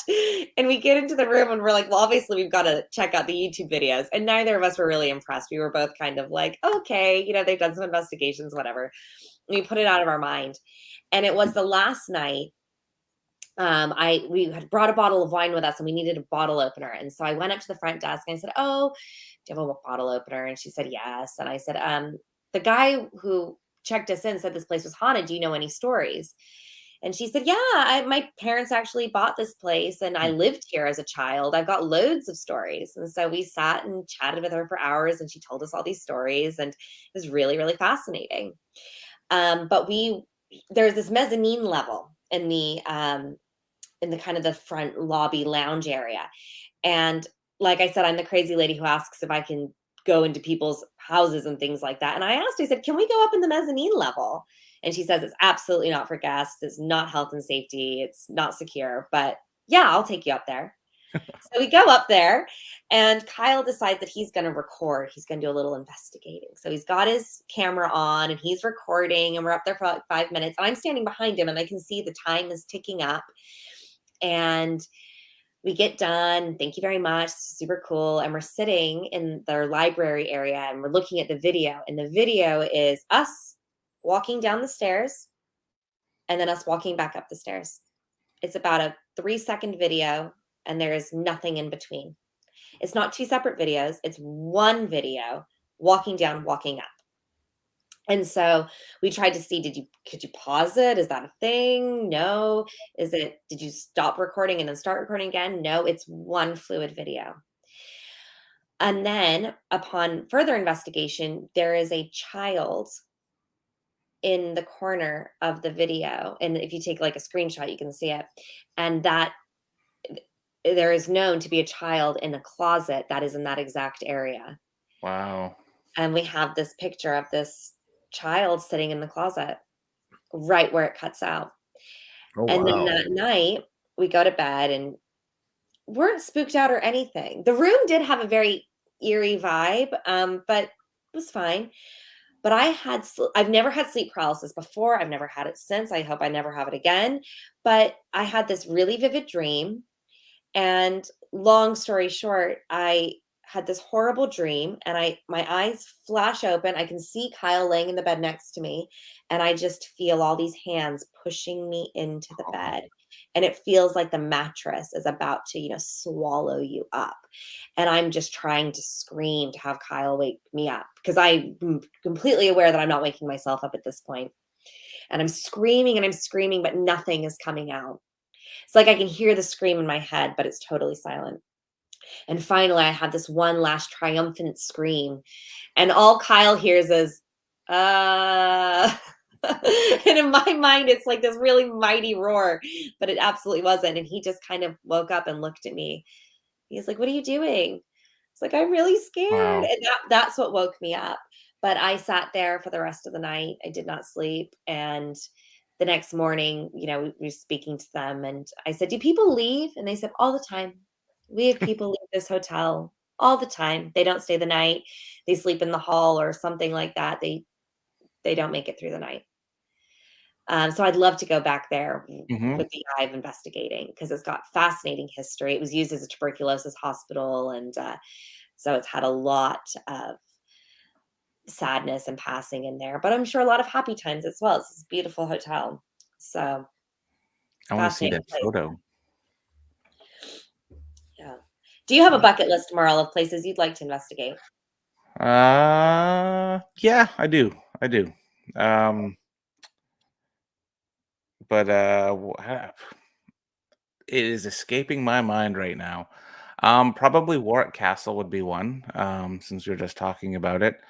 Um, I know this is very basic B ghost hunting, but I would love to check out Waverly Hills, the Conjuring House, Lizzie Bourdain House, just all the basic ones, so I can do that on my little list. For me, I like a lot of the unspoken history, a lot of the word of mouth locations. Those are the ones that I kind of pounce on. There's a lot up here where, hey man, you should come check this out. You say, hey man, come check this out. I probably will. If it's not popular, those are usually my first locations. There's nothing better than going to like a location no team has gone to before, no historian has gone to before, where you are the historian and you look for the stories and you tell those stories with a little bit of a paranormal kick at the end. That's what I thrive on. There's a couple places in Washington. I'm already planning a road trip for Washington and Oregon for the summertime. These tiny little ghost towns from the old mining days that nobody goes to. They're just there. And I'm going to go to them. I'm going to investigate them. And I'm going to do a lot of historical research, which I've already started. So my bucket lists are usually places nobody's heard of, in all honesty. But yes, I want to go to those mainstream ones I said. Like when I win the lotto this week, I will be planning all of those over the next couple months. I will be busy. Have fun. I will. I'll bring you on one or two. Yeah. You couldn't catch me going to Waverly Hills. Could not catch me. That's a trigger for you. That's just a trigger for you. I've talked so much smack about that there's no way that I can go. It's like going to, you could. I've talked so much smack about Coldplay over the years. There's just no way I could ever go to a Coldplay concert. It's impossible. Impossible. No, I'm not a paranormal investigator. I'm not an investigator of everything. I'm somebody who loves the experience. But what I really, really love is what Merle said. And I don't think there's enough concentration on it in the paranormal world, especially over here in North America, where there are all of these beautiful little towns in Canada, the United States, even over in the UK. Maybe not so much there because of the populace compared to land size. But there are these beautiful little towns out there, and they all have their own story. Mm-hmm. Whether it's a lake monster, a Sasquatch, a claim to history, a ghost town, and nobody has told their stories. So when I hear paranormal investigators talk about, oh, well, I'm going to go to Waverly Hills this weekend, who cares? 300,000 ghost hunters have gone there, right? What, are you going to be the first one who goes there and says, oh, it's not haunted? And because I didn't experience anything, there are no ghosts there. No. Everyone else is fake. Yep, I'll be that guy. I will be that guy. No. I want more people.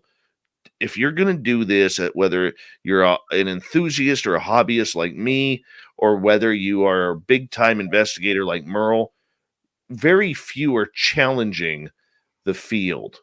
Very few are challenging different locations. And I think that there is a lot of really cool towns and stories out there that need to be told. They may have been told once or twice, but they need to be told to get them out there, to show that it is a fabulous, fabulous phenomena out there that is just waiting for somebody like Merle or like Rebecca or like us at Spaced Out Radio to tell their stories. But instead, we got all of these people, well, we're going to go to the Gastown restaurant again tonight in Vancouver. We're going to Alcatraz, or we're going to Gettysburg, right? Sorry, not interested. Not interested. One thing I'm trying this year, especially, and I'm being very mindful of with investigating, is stick to the period you're investigating. if you're investigating people from the 1800s, the early 1900s, they're not gonna understand. Yo, bro, knock twice. If you're here, they don't understand our technology. They don't understand the way we talk now. So what I do now is I will try and figure out how they would have talked back then, and I will use the same sort of words, almost like trigger words to them. Oh, All right. On that note, we got Merle for Ghost of the Great White North, another half hour, along with Rebecca Struzyna, the West London Witch. We'll be back for the final half hour with these fine people from Ghost of the Great White North coming up after this.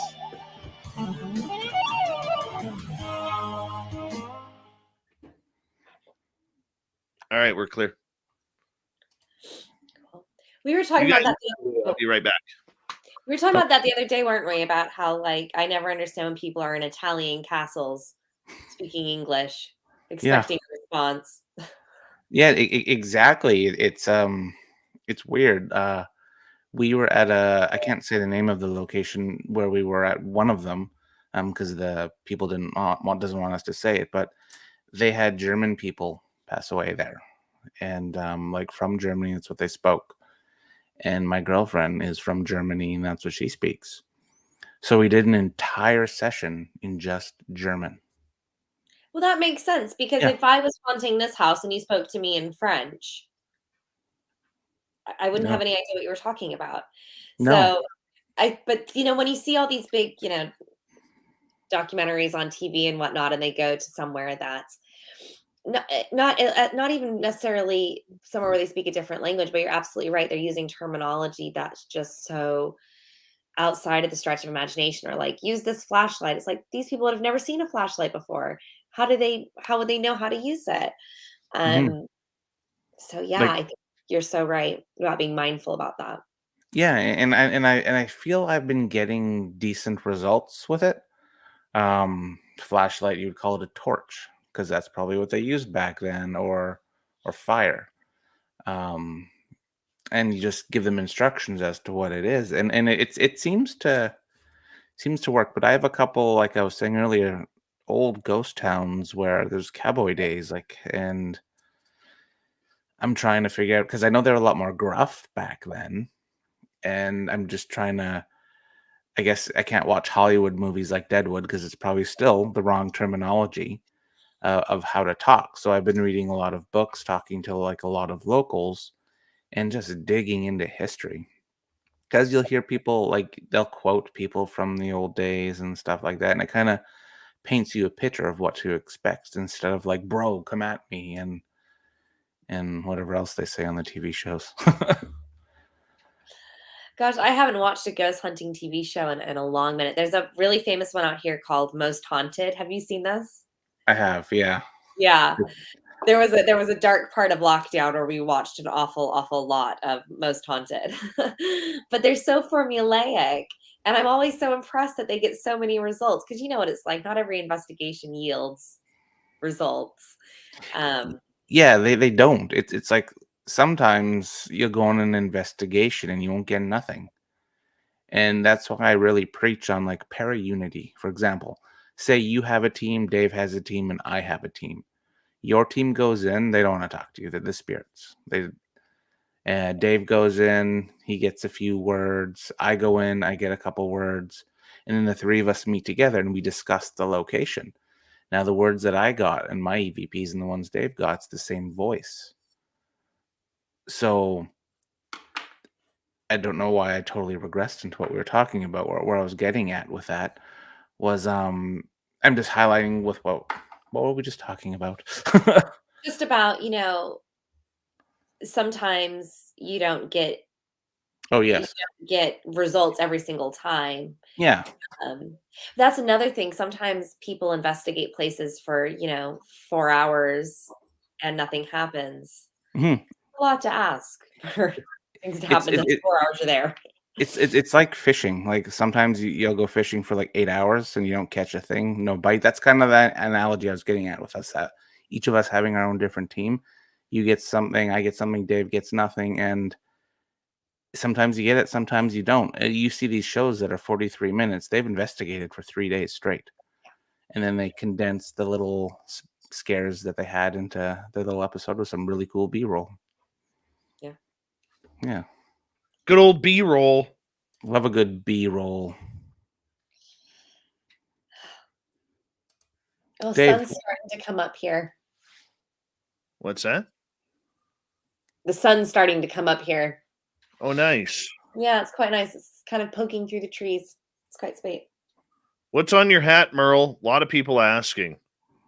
It's Blackbeard. There you go. Pirate symbol. It's an old pirate symbol.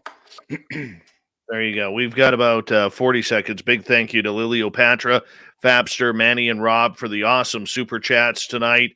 We very much appreciate it. And I know a bunch of you have been trying to get your gear at our store. Hopefully going to have that all fixed up within the next couple of days here. I don't know what the hell is going on there, but we'll get it all fixed. And yeah, we got Merle and Rebecca till the top of the hour. Thank you to all the veterans who are tuning on in. Yeah, we're having a good time tonight. Good time tonight. All right, let's rock it here in like 2 seconds. It's flying by, this show.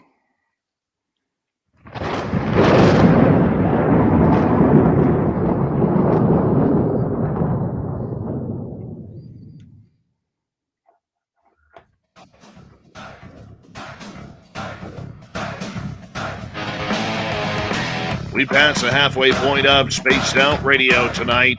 Good to have you with us. My name is Dave Scott. Very much appreciate earning your listening ears wherever you are on this beautiful planet we call Earth. We want to say hello to everyone listening in on our terrestrial affiliates around North America, digitally on TalkStream Live, Revolution Radio, and KPNL.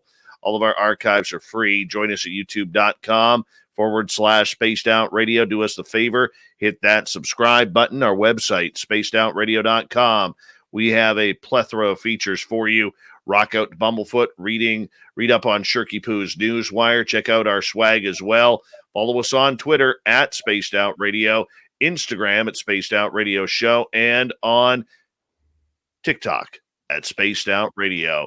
Ghosts of the Great White North. We got Merle here. We got Rebecca Struzyna, known as the West London Witch, all the way in the United Kingdom.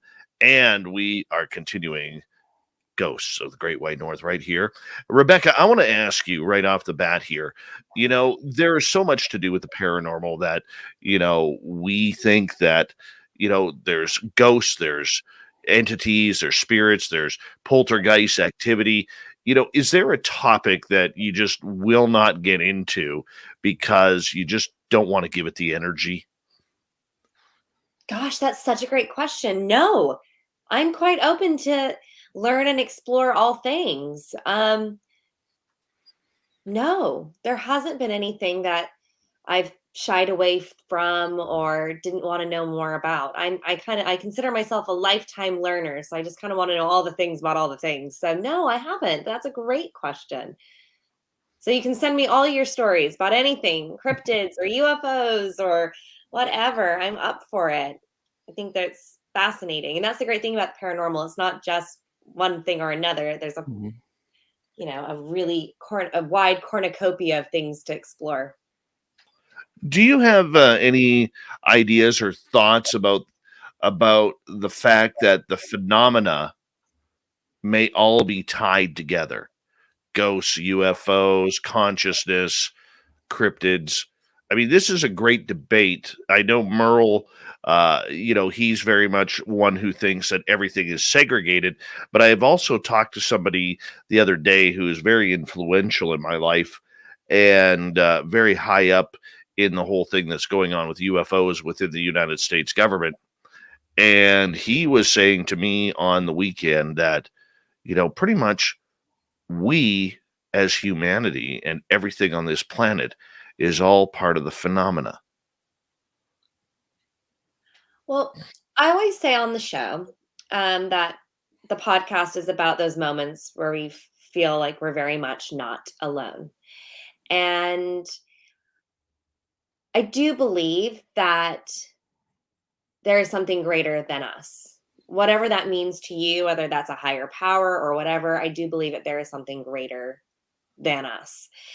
And I don't pretend to know all of the ins and outs of the universe and all the intricacies of how things are woven together, but I wouldn't dismiss anyone's thoughts that they could all be, connected, or that they could all be linked together. But I don't know. I do maybe think that there is a separation between like UFOs and the dead, because UFOs are still alive, if that makes sense. From what I understand, I don't know. Maybe there's ghost ships out there. That would be super cool.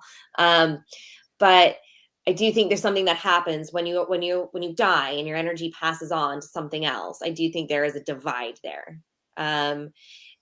So I don't know. But I do like to think, like, what if there's ghost Bigfoots hanging out around this universe or things like that? You get ghost dogs and ghost cats and things like that. Why can't you have ghost cryptids? I don't know.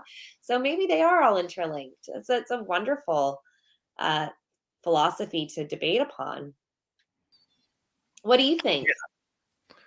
Me, I think it's all tied together. You do? I think the phenomena is all tied together. And there is a number of investigators out there that are starting to look into this. I don't think the mainstream weekend warriors or those who have a particular love of a certain subject are interested in understanding that, which I think is absolutely fine.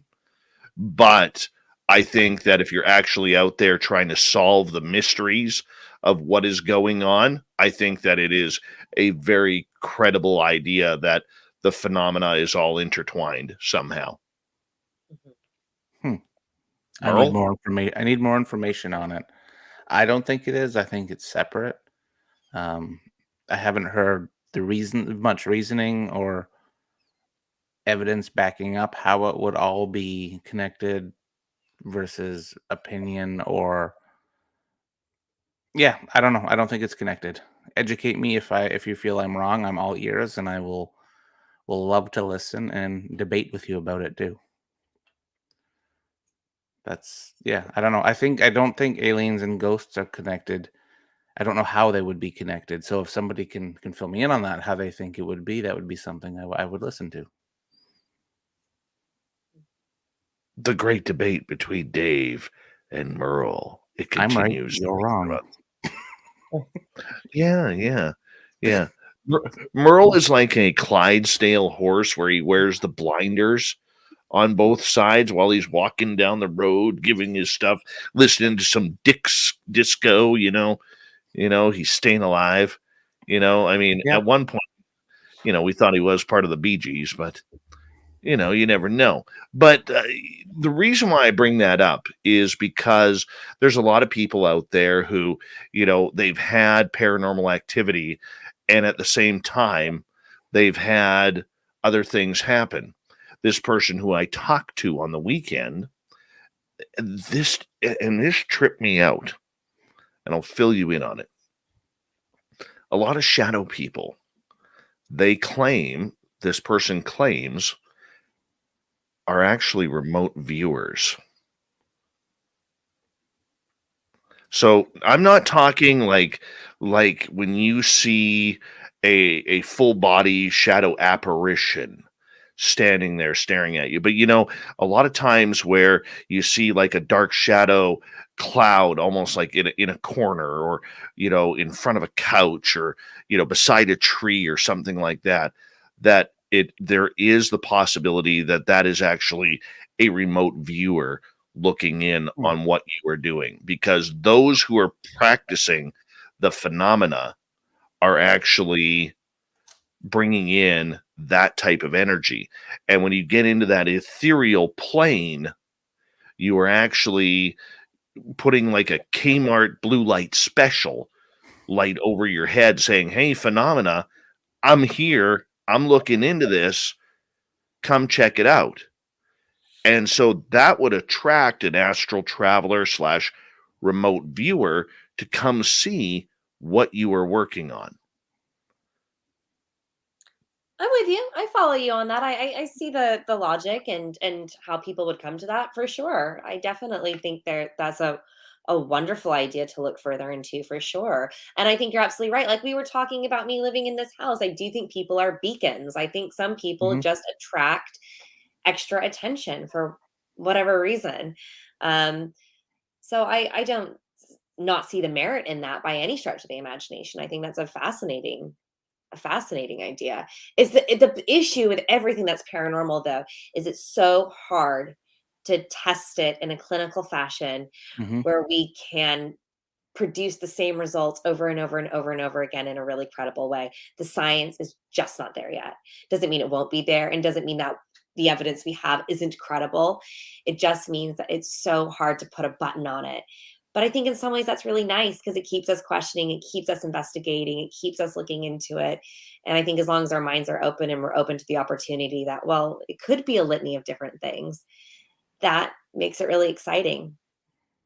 I think I hear what Dave is saying with that, and I think that maybe I don't know if I believe the whole connection thing, but I do believe an experiencer could be in tune or on the same wavelength, so to speak, as the different phenomena. If it's a ghost, a UFO, a Bigfoot, uh, Wendigo, whatever. I feel if that person is susceptible to seeing it, experiencing it, or even communicating it, I think that's what would separate. That's how I deem it separate. I just think that people are able to be on a different length, so to speak. Question coming in from Michael. What's your thoughts about the Mandela effect, Rebecca? I, hand to God, remember things that people say are not right. So I definitely think there's something going on with that because I can promise you that I look at those lists of things, whether they be commercials or images or whatever.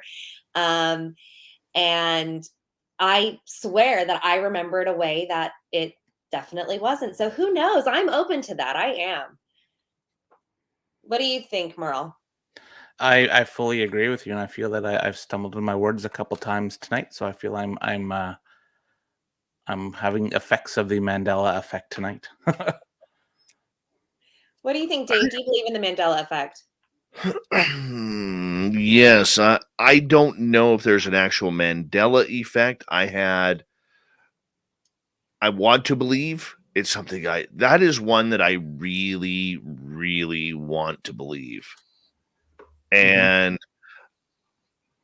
there's two things that I show. I have a key right here that my camera never focuses in on it properly, but it has Ford written on it. And this key does not have the curly Q on the F. Yet Ford claims that that curly Q has always been on their logo. Interesting. That is one. Number two, and I've said this story many a time. This was one that's happened very personally to me. Is I was going to about 6-7 months ago. I went to interview David Weatherly, a good friend of Merle's and mine, and I was looking on Instagram to try and find a topic to talk to David about, and I saw this book cover come up with his name on it that read Sea Serpents of the Great Lakes. And so I called up David before the show. I said, hey, man, very excited to talk to you about your new book, Sea Serpents of the Great Lakes. I just saw the cover on, and it's a topic we really haven't done, but I've always wanted to do. I'm very excited about it. And he goes, yeah, man, that is a great topic, but we got a problem. And I said, what's that? He goes, I've never written that book. Oh, wow. And I went, what do you mean? I just saw it on your Eerie Lights Instagram. And he's like, no, man, I've never written that book. I'm like, you're BSing me. And he's like, no. He goes, it's a great topic. He goes, that would be right up my alley to do, but I've never written it. And do you think I could find that post again? Not a hope. Wow. Not a hope. It was gone. And it's so specific. Mhm. That's what's crazy. It's Yeah. such a specific memory. Yeah. Yeah. I think there's something going on with that one. I do. I'm not sure if it's a personal effect that affects everyone individually, or if it's effect of a lot of misremembering, or if it's an effect of everybody is moving on their own timeline. So even though we are, working together on the same timeline, we are still have individual timelines to follow. And I don't know. I really don't know. It still trips me out. Do you think But deja vu could be connected to it? Maybe. maybe. For Maybe me, that. it's mass misremembering. You know what I mean? It's like where thousands of people thought that Nelson Mandela had died, or thousands of people thought Fruit of the Loom looked different, or the Monopoly guy looked different. It's how is it that so many people misremembered? That's what I find so fascinating. Or is like Pikachu's tail and things like that. I'm super into this. This is a topic I'm totally fascinated by because there's so many of them that I have obviously misremembered. Or maybe it's the effect, who knows? Or does our brain and eyes just show what we think it's going to be versus what it actually is? So could it Well, like be an illusion? it does go to the point, okay, where it's that old elementary school test where the teacher tells the first child in line, apples are red. And by the time it gets to the end of the line, the teacher was seen kissing the janitor while eating an apple. It's just the way we are. Our minds are not perfect. But that being said, we are also creatures of habit. We are creatures of gathering. And if we all of a sudden hear a bunch of people say, "Luke, I am your father," which apparently never happened, right? It all of a sudden is like, yeah, I remember that. I totally remember that. But there are some things that really, really messed with me regarding it. The size of Cuba. I always remember Cuba being this little island, southeast of Florida. And now you look on a map, Cuba's huge, huge. Has that been misrepresented though? Because there's that great episode of The West Wing where they show how the size of the U.S. compared to Africa, and everyone was like, minds were rocked. Is it that we came in, probably North Americans, and misrepresented other countries to make ourselves feel bigger? I don't know. Maybe there's some of that going on. I don't know. That could be a whole show right there. There we go. That's a whole new topic. Yeah. It is, there's just so many of them that just make me question. It really makes me question. I'm not saying that I believe the Mandela effect is true. I'm not saying that it's false. I'm saying that there is some weird stuff happening out there that we need to investigate a little bit more rather than just writing it off as misremembering or writing it off as something that you may have forgotten, or the main public who's looked into this has forgotten. When you have personal experiences like I did with David Weatherly, that trips me out. My job is to find a topic to talk about with a guest each and every night. And when I see something new that a usual frequent guest like David is doing, I'm going to notice it right away. I'm going to check it on out. I'm going to get excited about talking about that topic that night. And then when it doesn't happen because it doesn't exist, well, that may throw my mind for a little bit of a loop. I'm not going to lie. Wow. I'm just taking all that in. That was kind of a deep last half hour. It is, but there's a lot going on that we don't know. And that's what is, honestly, it's breaking my brain lately. It really is. And I'm kind of like weirded out in a good way by it. Weirded out in a good way. Like it's trippy when you think, are we all causing the phenomena? Mass subjection, maybe. Way ahead of just a regular ghost hunting stomp or a regular Sasquatch stomp. There could be more to it. Well, there's also that idea that if a lot of people put their energy into something, it kind of manifests. There was that university that made up Philip, and they said that their lecture Right. hall was haunted by Philip, and they all put all this energy into it, and they create all this lore and this backstory, and all of a sudden they started having hauntings in the very unhaunted lecture hall, and it was Philip. He was the one who was doing the activity. So maybe there's that idea that if a lot of humans put a lot of energy into something, maybe it does manifest in some way. I And don't know. that's But- actually. I'll go ahead, Dave. No, you go, Merle. You go. I'll be quick. I was just gonna say that's one thing that I've been trying to test with my investigations right now is dumbing down people's senses to see if these hauntings are mind over matter, like sensory deprivation, getting rid of your sight, getting rid of your hearing, getting rid of knowing what's in your atmosphere to see if we are creating the haunting or if the ghosts are actually there. And that's one thing I've been getting a lot of good results with that research is the mind is very powerful. Now, if you have a mass people saying that Dave's house is haunted, there's probably going to be something in there from the energy. But if you take away everyone's senses and try and have them call it as is, will it still be haunted? We don't know.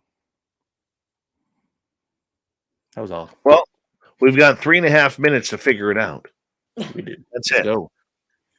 Let's do it. We got I this. mean, you know what? What it is I think the phenomena is always expansive and ever expanding, and it's ever changing. I mean, the fact that, like you brought up a great example, Rebecca, and I could go another hour on this for sure regarding the Philip experiment.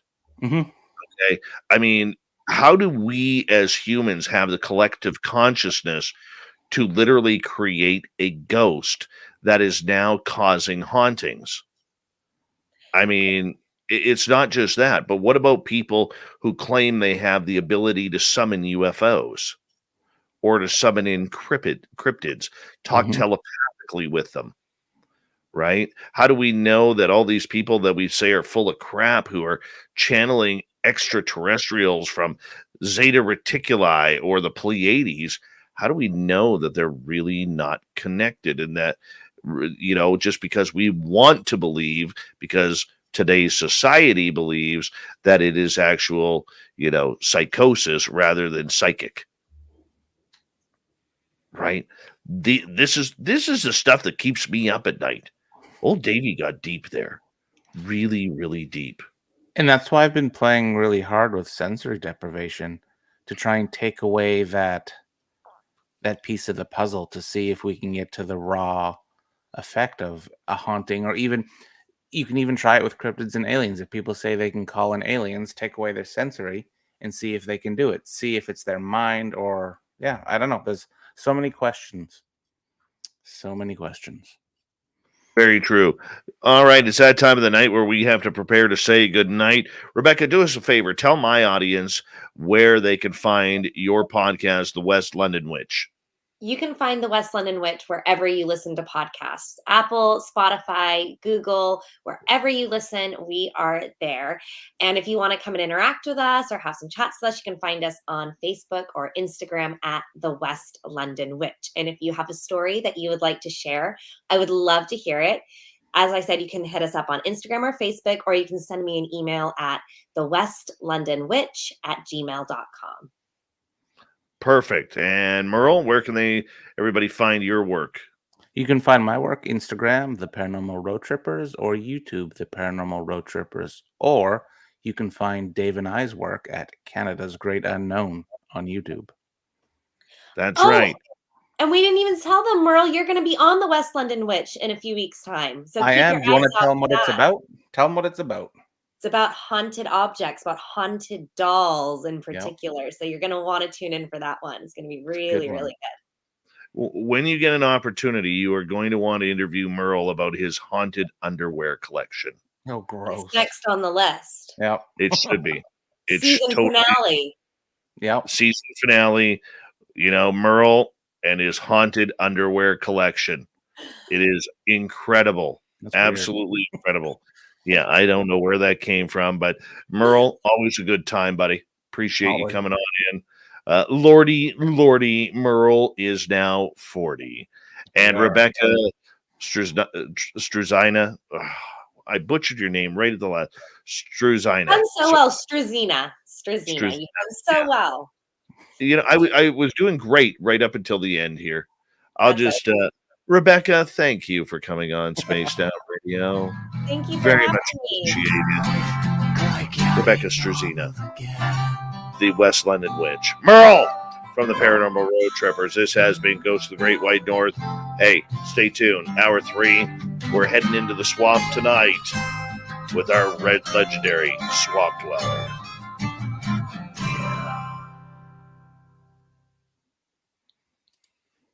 I swear to God, I can't fucking talk tonight. Oh, I'm so pissed off tonight. We're off air, aren't we?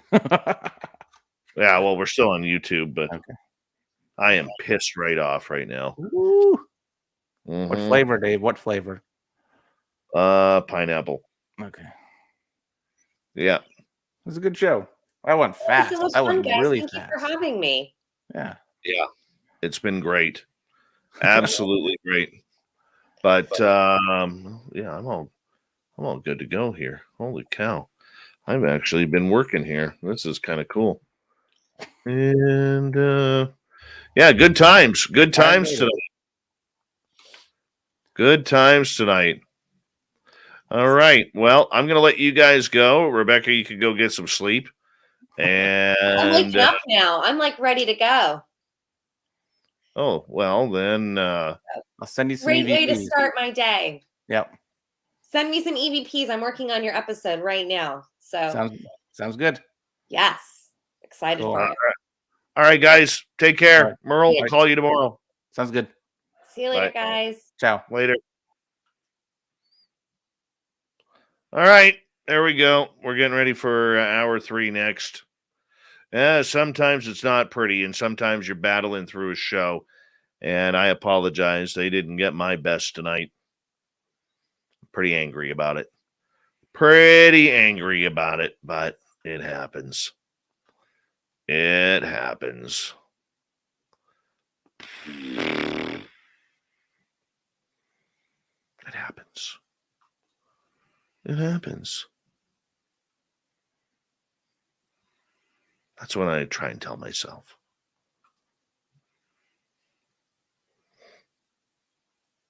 Now they can't all be gems. Ow. They can't all be gems. Shit happens. That's right, Jeremy Jones.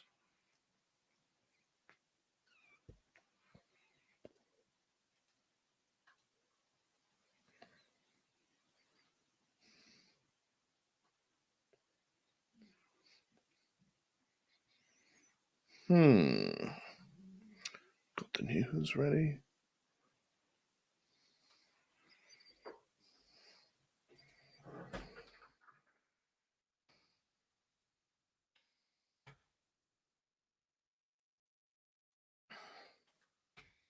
Maybe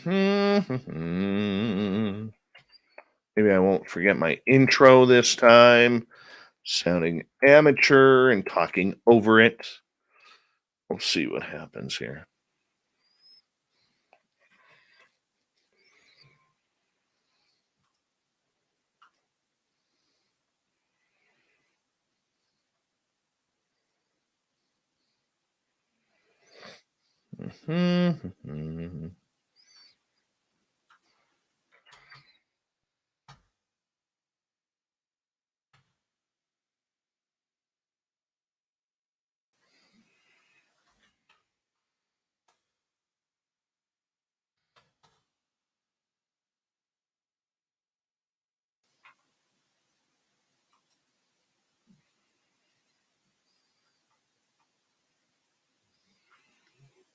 All right.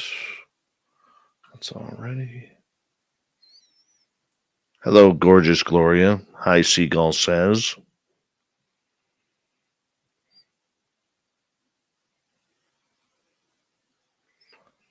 No, guys, it's nobody. It's just me. It's just me. I expect a lot better out of myself. And tonight I am terrible. Terrible. It happens.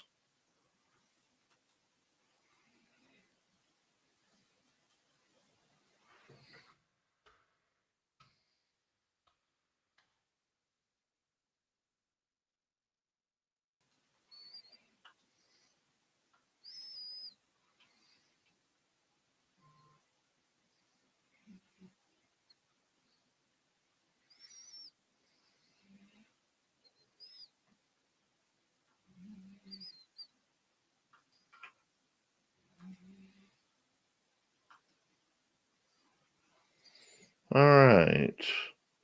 We got about 90 seconds here.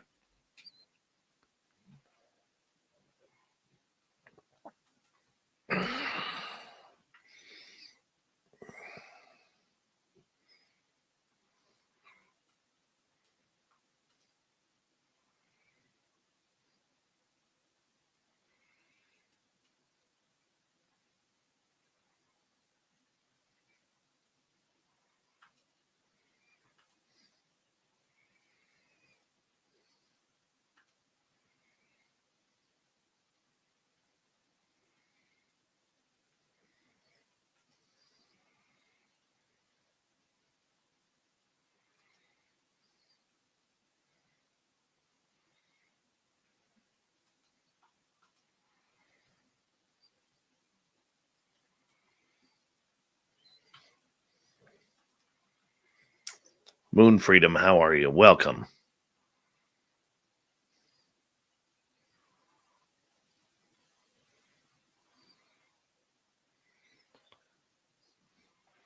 I would contact Merl about that. Mark D, what's going on?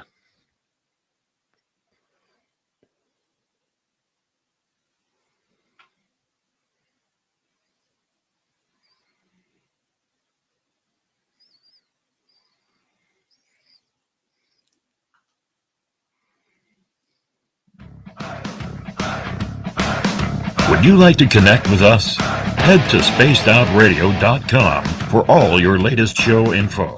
Now, back to Dave Scott and SOR. Here we go with the third and final hour of Spaced Out Radio tonight. Good to have you with us. Thank you so much for tuning us on in wherever you are on this beautiful planet we call Earth. Hi to everyone listening in on our terrestrial affiliates around North America, digitally on TalkStream Live, Revolution Radio, and KPNL. All of our archives are free. Join us at youtube.com/Spaced Out Radio. Do old Davey the favor. Hit that subscribe button. The Desert Clam has set the password for tonight in the SOR Space Travelers Club. Omnixley. Omnixley is your password. Use it wisely, Space Travelers, as a clam sets a password each and every night right here on Spaced Out Radio. Our website is spacedoutradio.com. We have a plethora of features for you. Rock out to Bumblefoot. Read Shirky Poo's Newswire. Check out our swag as well. Follow us on Twitter at Spaced Out Radio, Instagram at Spaced Out Radio Show, and on TikTok at Spaced Out Radio. You know, normally I have Swamp Dweller already up here, and I forgot to load it up. So let me just quickly take the time to do that, because I just noticed this. And then we'll play the intro, and we'll get it all going, and then we'll make it happen. How about that? We'll just make it easy. Just like that. Sometimes we can do these things in just seconds. Hi, Spaced Out Radio listeners. This is Swamp Dweller. It's time for your nightly dose of spookiness on the show. If you have an interesting encounter or a spooky story that you would like to share, be sure to submit them in at swampdweller.net. You can also find our YouTube channel at youtube.com/swampdwellerreads. Now, let's chill out, relax, and together, let's enter the swamp.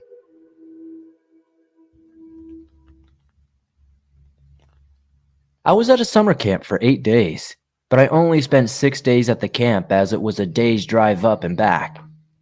The first few days were normal enough, but it was the night of the third day when I couldn't sleep on account of the awful tents, which hardly closed and seemed to be infested with insects and arachnids of every kind.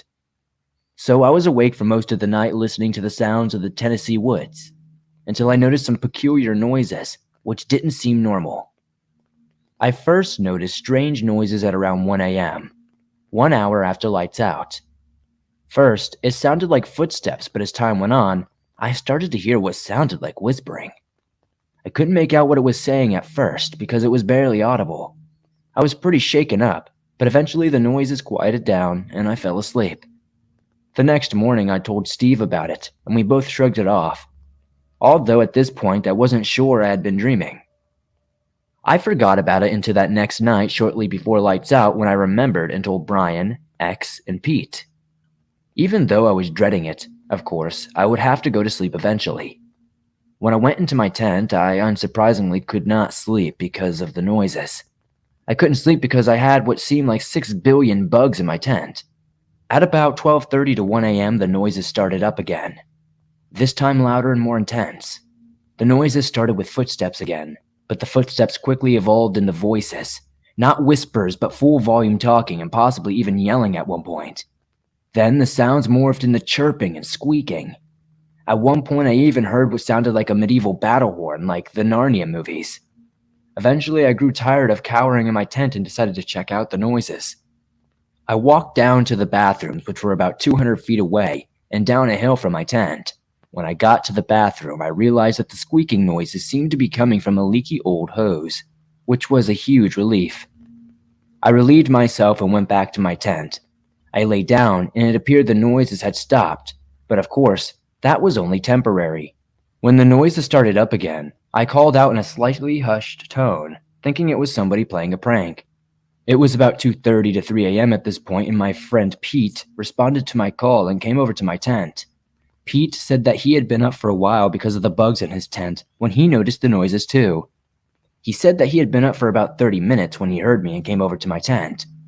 Pete and I hung out in Steve and I's tent for a while. Steve slept through the entire night, even with Pete and I trying to wake him up. While we were in the tent, the noises would stop and start repeatedly, alternating every 10 minutes.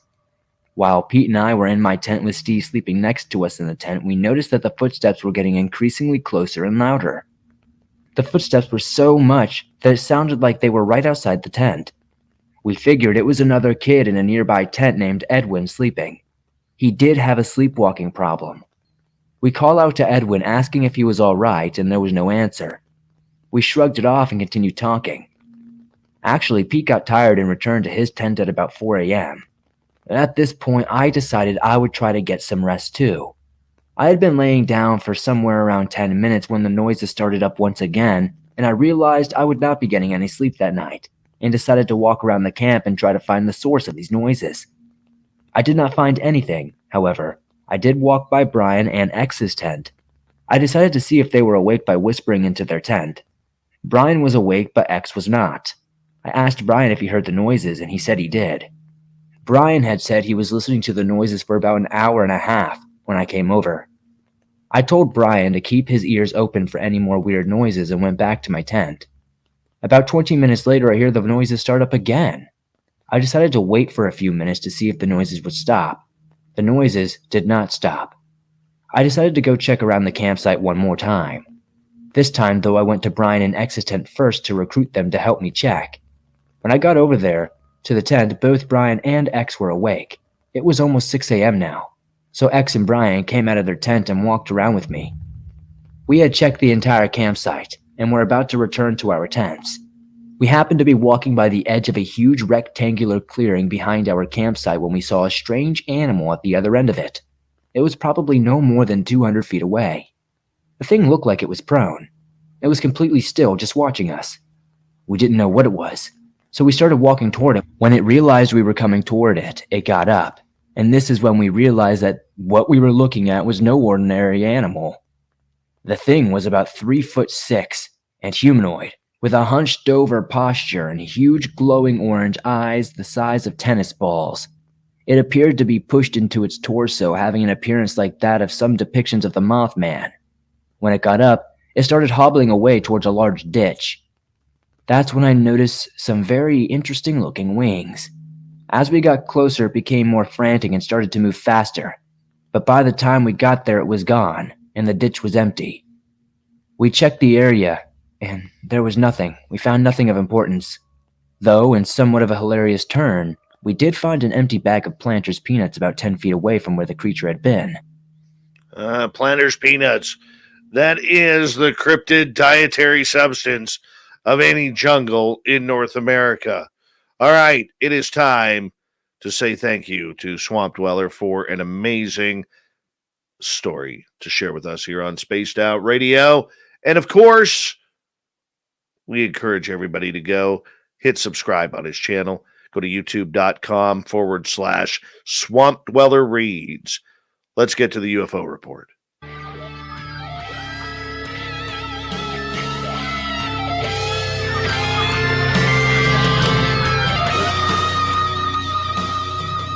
There he is, the man, the myth, and the legend, all rolled into one. The fedora-wearing John Hudson and the unbiased UFO report. How you doing, buddy? Doing well, Dave. Good to see you. I am having just a night, man, where I'm fighting everything that's coming out of my mouth tonight. Every word, and just nothing is smooth. Nothing is smooth. See, this is what people don't see in radio. They don't see the struggles. You know, that sometimes the mind and the mouth just do not work together. Yeah, just the way it is. Yeah. This is true. This is very, very true. And often I think the mouth laughs about the whole thing. That's a bad pun right there, John. No, I'm not bad kidding. Pun. I actually wasn't kidding. I actually, believe it or not, that was an unintentional pun. And I'm probably one of the few people who actually do that because of my lack of awareness of such things. Well, we're going to start off here with a little bit of sad news in the UFO report, because I found out about this right before the show. And I sent you the information. I know you're not that familiar with it, so I'll kind of take this from here. John Edmonds, former guest on this show, and I did not know this. He is mainly known for owning the Stardust Ranch in Arizona, where it's alleged that he hacked up a couple of alien greys with a ninja sword. Well, found out he passed away February 27th. Now, I don't know what the cause was, okay, but I do know that there is a celebration of life coming up on April 28th, which would have been John's birthday, his 64th birthday. Or 63rd birthday, pardon me. And this is a weird one because it didn't seem like too many people within the UFO community actually knew this. And he was a podcast host. He was somebody who had been on numerous documentaries, claiming that there was aliens coming to get him at all times. Some were good, where they would sit down and have a meal at the kitchen table with him, and others that weren't so good, then he would have to bring out the old ninja sword and start doing his best chopping right there.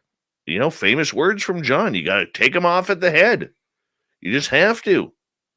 That way, the grays, they can't vanish. They just sit there. Allegedly, he had sent a body to a university, but somehow it just didn't make it.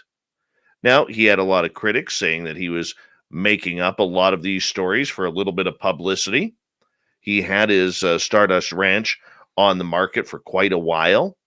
There was never made any mention whether or not he actually sold it, but he passed away. So, I mean, it's going to be very, very interesting. I know this has caught a lot of people off guard. It really has. Like, even, when you click on his, memorial page, there's a lot of people on there who are like, I didn't even know he had passed away. Didn't even know. But apparently he's gone. Had a good handlebar mustache. Nice man. Very nice. Quite honestly, in my final days, I probably would want to vanish from the scene a little bit and just spend more time with my family and my thoughts and so forth. So it was a good chance it was his choice to be in that state and so forth.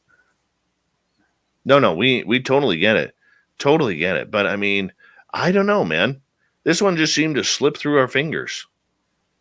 And it happens. It happens, but God bless him. God bless him. Maybe he get to bring his sword to the other side too. You know? Yeah, I don't know about that.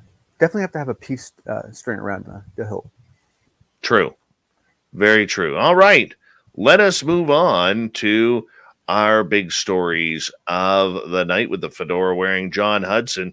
Apparently, there was a video from 1979 that caught a tic tac.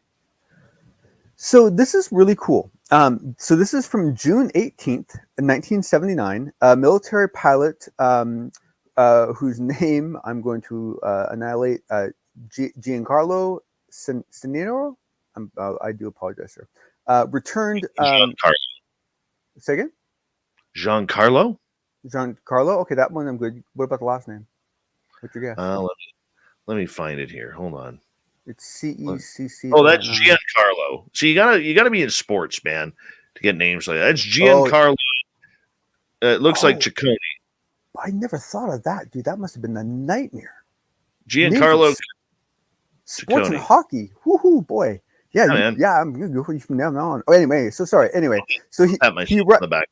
Yeah, no, you should. So he went to Treviso Air Force Base, Italy, in his G91R fighter and his GR1R14 group of the 2nd Air Force Fighter Regiment, completing a reconnaissance mission. Suddenly, the radar center TV recorded the presence of an unauthorized intruder on the radar screens, and it instructed him to approach the unidentified aircraft that had entered the restricted area. Luckily, he had a camera on the plane with him with unused film, and when he began to fly up to the unidentified object, he turned on his camera. He approached the UFO from a distance of about 70 to 80 meters at about a speed of about 300 knots, or roughly 400 to 500 kilometers. And essentially, this what was published is a still photo from that film that has been cleaned up and the film's been restored and so forth. And man, I've never seen a Tic Tac myself, but I gotta say, this looks like it could be certainly in the family. Really? Do you think it's real? This one, yeah. Actually, the thing is it for this? I don't know. For me, like, I would really need to see the film to offer any kind of really confident opinion. But just an initial pass of it, let me put it this way: I would be surprised if this is completely fabricated. Now, that doesn't mean that what was photographed was really, from another planet. But I do believe that something was, there's every indication that there was actually an object recorded on film. Okay, so how did this video get out there? Do we know? Well, essentially, my understanding is that it wasn't going to, and essentially, if I'm trying to remember correctly, and I'm looking it up right now, I think, as is usual, I think someone had to pass away. If I'm remembering correctly, let's see here. Nope. Oh, that's interesting though. It left a blue trail. That's fascinating. Huh. That's an odd So diesel engine. Definitely read the article because it includes a lot more data, like the fact that he actually got 82 frames of the 82 frames of film with the object on the film. That's pretty damn impressive. What I find especially curious is that if he's got that much film and that looks that good, like who it's not clear who's been sitting on it. You know what? We'll have to follow up on that because it's actually not. It doesn't appear to be covered in the article, which is an awfully odd thing to leave out. Because without any kind of chain of authority, what use is it really? Although I guess they do have the authentication of the pilots that were involved. But yeah, I mean, this is. But see, to me, this speaks once again to what has been bugging me now for a couple months, and that is that I keep thinking that there's some silver bullet event that's going to happen that's going to make everyone wake up, and then you start realizing that in the past there have not just been like one or two silver bullets. There's been like a whole magazine full of silver bullets. And each time these amazing things have happened and nothing's changed. So I'm no longer convinced that there's any event that can happen that will do it. Because, I mean, if you look at some of these events, I mean, think about the stuff over Washington, the Phoenix Lights. I mean, the list goes on and on where it's like, whoa, like, how did the world not wake up to that? They don't want to. You know, one of the things for me, man, when it comes to this is why are we focusing now on just the Tic Tacs? Is it just because it's the popular UFO du jour? I mean, can we not get back to flying pie plates of Billy Meyer and, and cigar shape? Well, the thing is though, Dave, is it I do think it's very interesting that if you look at the way the Elizondo kind of group has kind of carved off the portion of the phenomenon that they seem to be focused on, right? And if you look at that, and then you look at what's left, and then you start looking at the different deltas that exist between the two. What I'm almost beginning to gather is that essentially the side that they're more focused on is the orb-derived stuff that seems to be more related to Tic Tacs and so forth. In that essentially, I mean, it's been, I mean, I don't have any way of confirming what I'm about to say, but that's essentially what I've been told.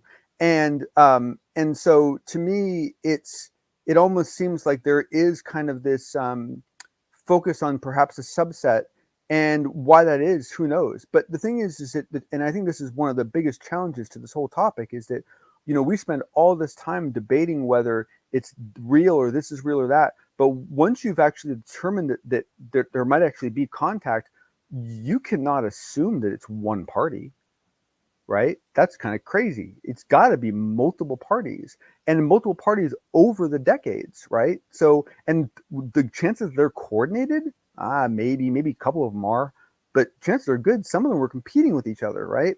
Some of them didn't even know each other were here. And so who knows what kind of a mess they could have created. Oh, I understand. But, it's just amazing that after all this time, 1979, Tic Tac video comes on out. Very, very weird. Your position on this, it appears to be far more optional than I thought. Oh, what am I supposed to do, man? What am I supposed to do? I know. I'm just one guy. Just one guy. All right, 2 minutes to go here. Let's flip topics. Yes. Much to do happening in Brazil. Always weird stuff, man, happening in Brazil when it comes to aliens and UFOs. You ever been to South America, Dave?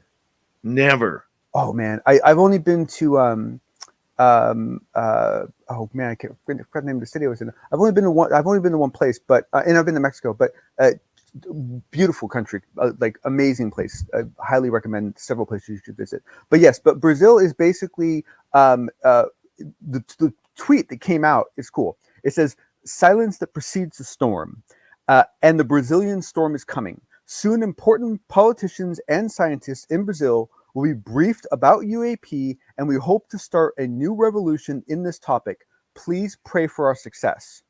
And this was followed by about 3 or 4 more messages that gave a few more details about what they're planning on doing. And he basically immediately pushed back a little bit and said, "Look, I recognize a lot of you people are going to want to talk to us and look at we're doing our best to get so he was already kind of pushing back a little bit on the attention he's getting. Whether that was preemptive or not, I don't know. But I mean, honestly, this is something that I very secretly wish for, that I don't want to admit I wish for, but I do, and that is that you're going to get some other country that just happens to have the right combination of government design and government habitation, like who's actually in the government at the time, that right combination where they can do something really dramatic. And I hope, but I don't know. It's hard to be optimistic. Well, you know what? We're going to carry this over here when we come back from the break at the bottom of the hour, because Brazil is a very, very interesting conversation, man. And it seems like there's a lot happening in Brazil, whether it's ET contact, whether it's folklore, like there are landing bases of aliens and towns being attacked by dog-faced extraterrestrials and UFOs all over the place. It really, really is going on. Is it happening? Is it truthful? I know the fedora wearing John Hudson. He loves his science. He loves proof. But this is all about the woo here. The fedora wearing John Hudson, the unbiased UFO report, continues on Spaced Out Radio right after this. So stay tuned. We're going to take this home.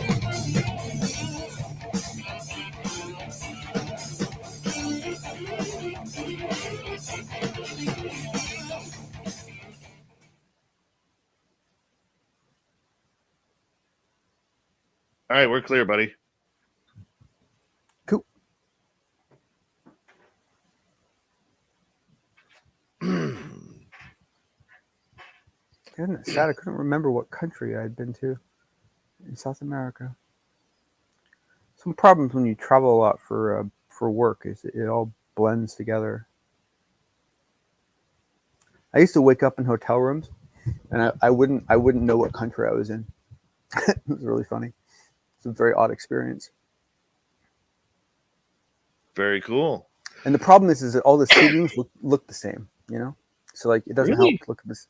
Well, I mean, there's just not a lot of difference, right? I mean, like, a Hilton ceiling in Taipei doesn't look any different than a Hilton ceiling, you know what I'm saying? Like, there's no like, specific, unique thing that really draws your attention to what country you're in. Sometimes the language that comes out of the alarm clock helps. Sometimes not, though. Sometimes they're nice and they do it in English, and then it doesn't help because you don't have any idea.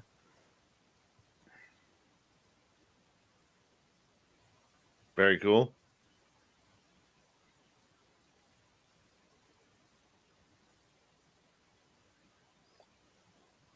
Debating whether I'm hungry.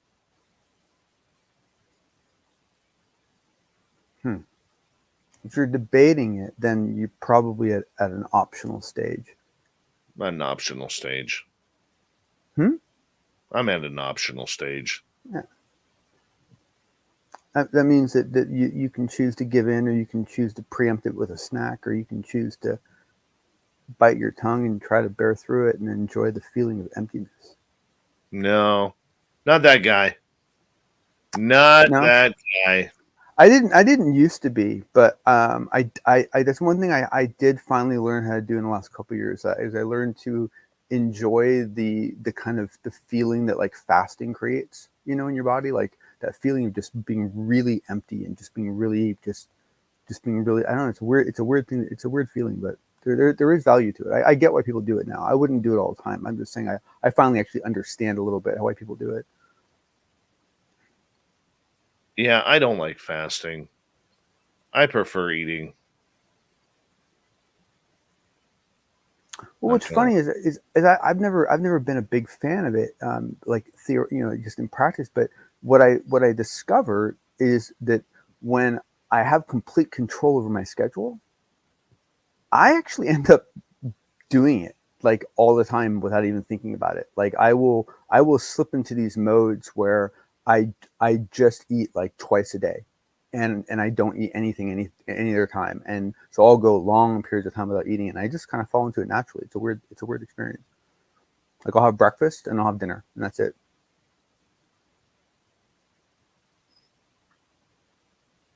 All right. Let's next one is there's some value to fasting.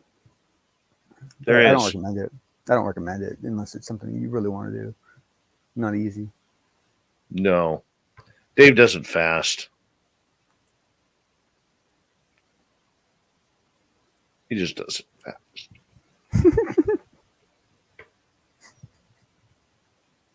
Mennonite Abe. We got to come up with a song for Mennonite Abe. We really do. I don't know which ones, but we'll figure it out. Oh, just as a side note for the crowd, the guy that posted about the Brazil thing posted later that he's leading a parallel initiative focused to brief scientists, mainly focused on Brazilian physicists at the PhD level, and he's planning on doing it in the next 1 to 2 months. So I guess that'll kind of be a follow up to what this is. That's more specifically geared just to physicists.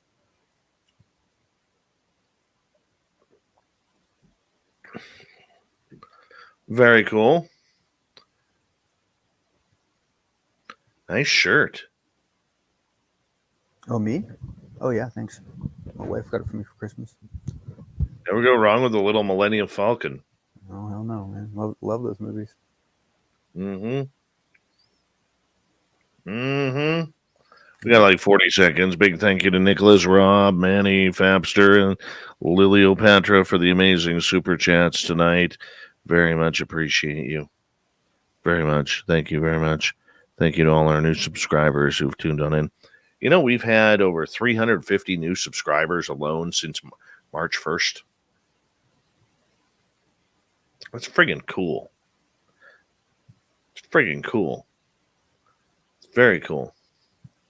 All right, like 10 seconds, cool. dude.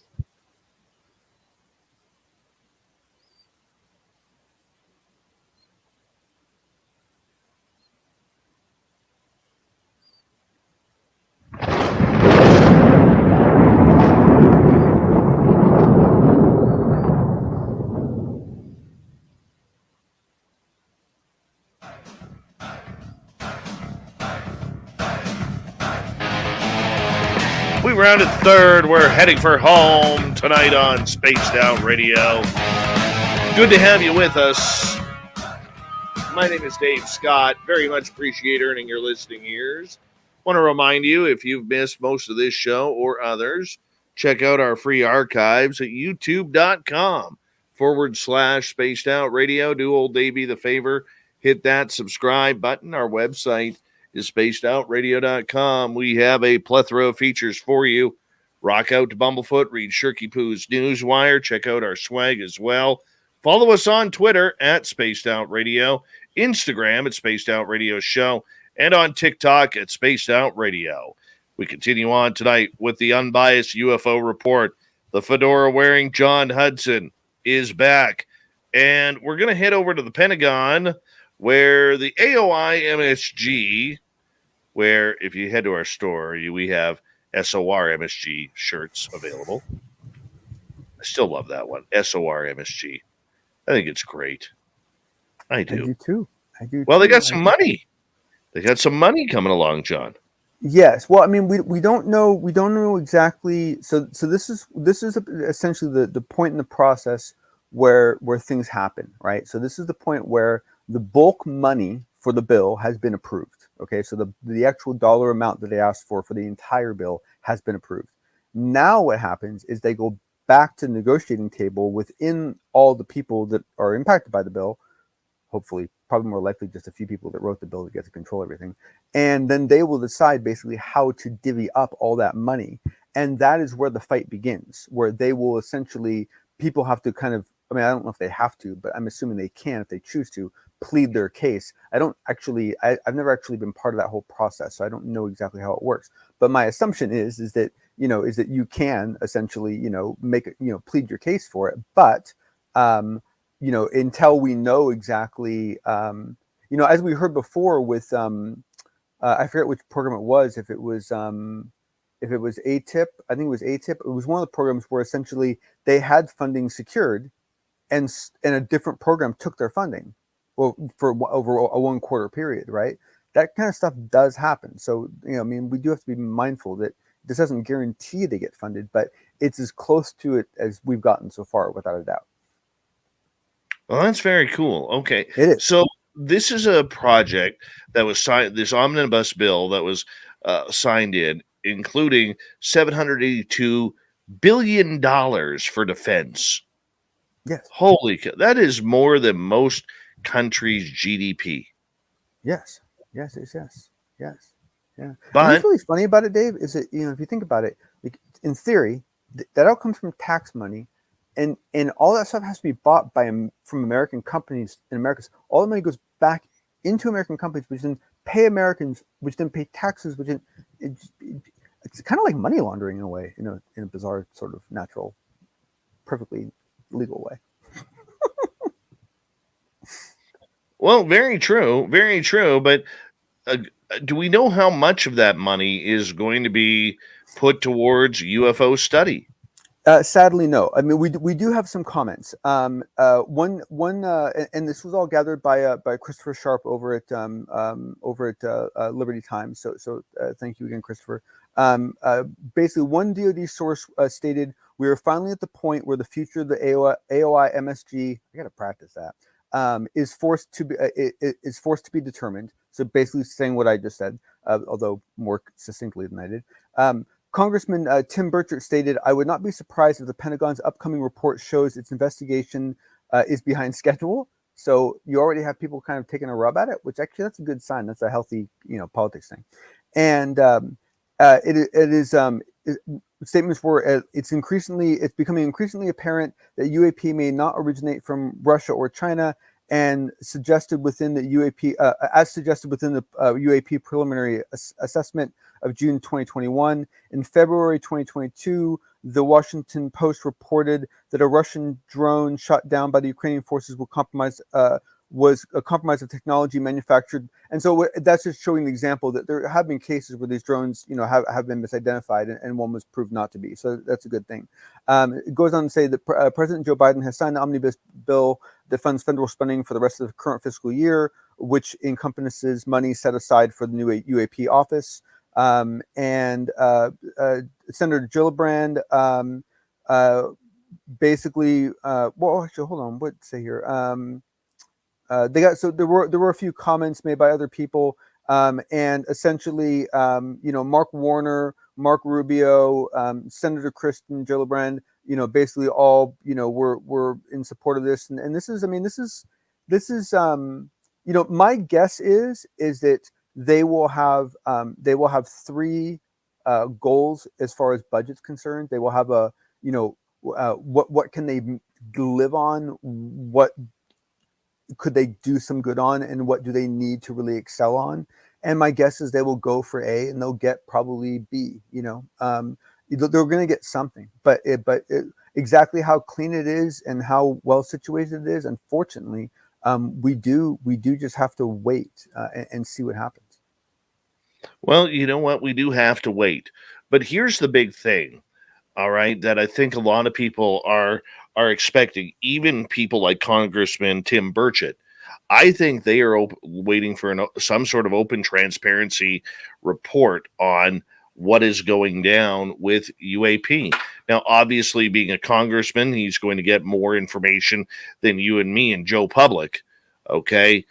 But I don't think that, that the public who was supporting this is going to get what they want. I think there's going to be a lot of cover up with this. We're going to get a lot of hot air balloons. We're going to get a lot of swamp gas. We're not going to get to the juice that we want. I mean, look, just in the previous few weeks, John, there was talk about the fact that they were not going to be releasing any more videos. They didn't deem it worthy for public consumption, the way that the 3 videos came out. So apparently we're not, as a public, mature enough to see what the United States military and the Pentagon and all of their cronies are seeing. You have no need to know. Actually, the problem, Dave, is it's all you foreigners. See, if they could really just show it to only Americans on the internet, then we could probably show it more people. But we can't control who comes in. Like, there's all sorts of crazy people on the internet. It's very scary. I'm hoping you're sarcastic with that. I really am. We are, but I guess what I'm saying, John, is, and we could discuss and debate this if you want, because we got a lot of time. All right. I think people better be prepared to be very disappointed by the AOI MSG. Yes. No. Yes. No. You are. Look, I mean, look, they are going to fight to achieve whatever they can. A bunch of people are going to come down and push them down as low as they can get them to so they can do the least good possible. I mean, there's going to be fights. It's going to get ugly. yes, I mean, basically what it comes down to is if you have any expectations, you are going to be disappointed. So just don't expect anything. And you will see there will be some good that comes from it. What that is, I couldn't be the first person to tell you. I really think that in many ways you almost just have to look at this whole process as a just all leading to one single like thermometer that's basically measuring how much of the population is ready to accept this, and they just keep letting out flows of information and then checking the thermometer. No, it's not done yet, and then letting out more information because it's weird the way it happens. No, it is very weird on what is happening. But I mean, there is a bunch of people, including when this bill was first proposed by the Pentagon as a solution to the solving the UAPTF group, which was a much better acronym, all right, than ASIOMG. Okay, is that it? Yeah, MSG. No, AOI MSG. AOI MSG. Yeah. But I mean, here's the thing. The UAP task force, one of their goals, if we listen to people like Marco Rubio and Burchett and everybody at the beginning, was transparency. It was transparency on this topic as long as it did not affect national security. We're supposed to be transparent on this topic. AOI MSG did not want that in coming from the military and the Pentagon. They want to put everything back under the rug, like we're going to party like it's 1949 once again, and just shut up about this subject. Let the tinfoil hat conspiracy theorists get back to what they are best at doing, and that is talk and woo. That's what they wanted. They want to say goodbye to Elizondo. They want to say goodbye to Sean Cahill. They want to say goodbye to Chris Mellon. That's the reality of what we're seeing here. And a lot of people may not like it, but that's the truth. That is why, whether you like Elizondo or not, or Mellon or Cahill or any of the sorts, even Ryan Graves, the former fighter pilot, they need to be able to use their insider sources to keep the pressure on. Now, the flip side to this is what we were talking about the last 24 hours and what we even talked a little bit about with Merle and Rebecca earlier tonight, which is this.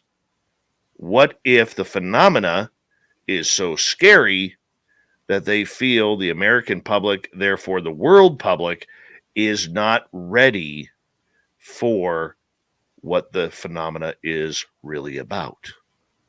I don't think that and what you said before about the phenomenon being about all of us can also be, I don't think those two things can be true at the same time.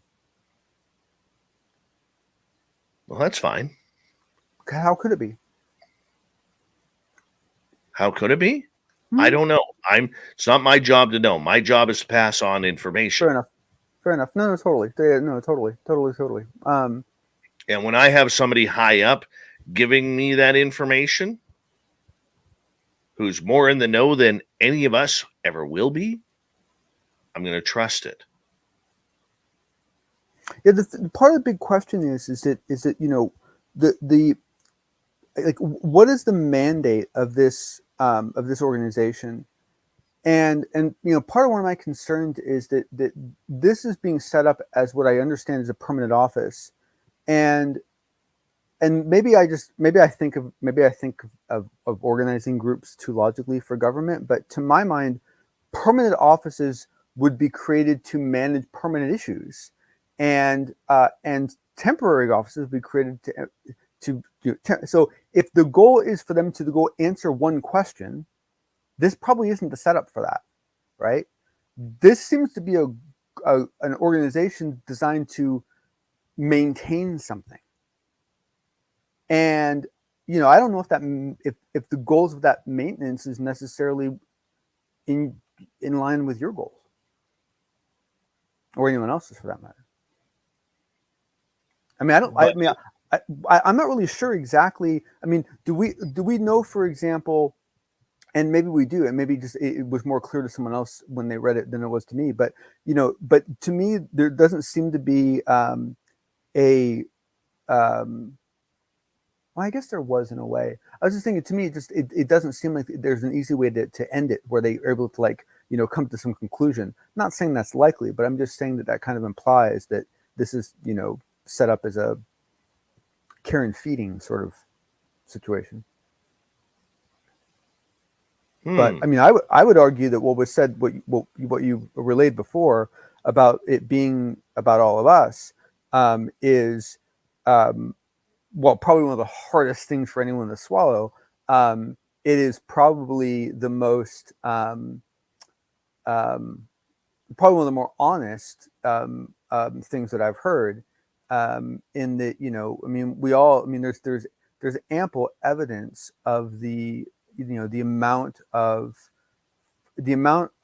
the phenomenon that seems to be affected by individuals.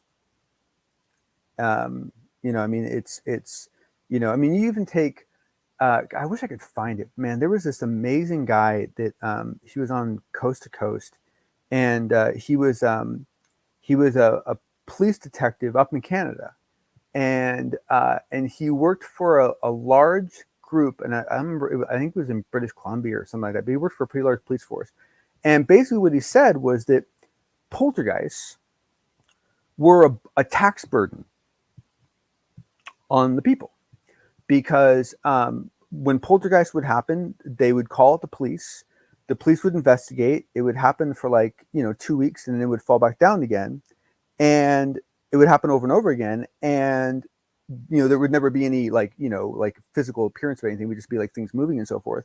And so he came to the same conclusion a lot of other people have come to, which is that poltergeist activity is usually centered on one of the children in the house. And I mean, we've seen multiple people with that hypothesis. We've seen interesting evidence for it. And I would argue that essentially if the hitchhiker effect seems to be tied to an individual, if we see the hitchhiker effect when people claim to see cryptids as well as when people see other things, if we see poltergeist activity that is causing a burden to the police force because of adolescents who are upset, and they see dealing with it in that context to be the better way of dealing with it. I think that unfortunately there's no proof yet, but I think that there's a lot of very interesting, very compelling evidence that there is some common thread between all of it. On that note, John, we're going to wrap it on up. Thank you for another great edition of the Unbiased UFO Report. Big Bad John can be found on Twitter, and that's his main hobby. Stay in place on social media right there. _ Desmoden is his link there. Yep. All right. Bye, John. I'll miss you. Man. Yep. Have a good evening, sir.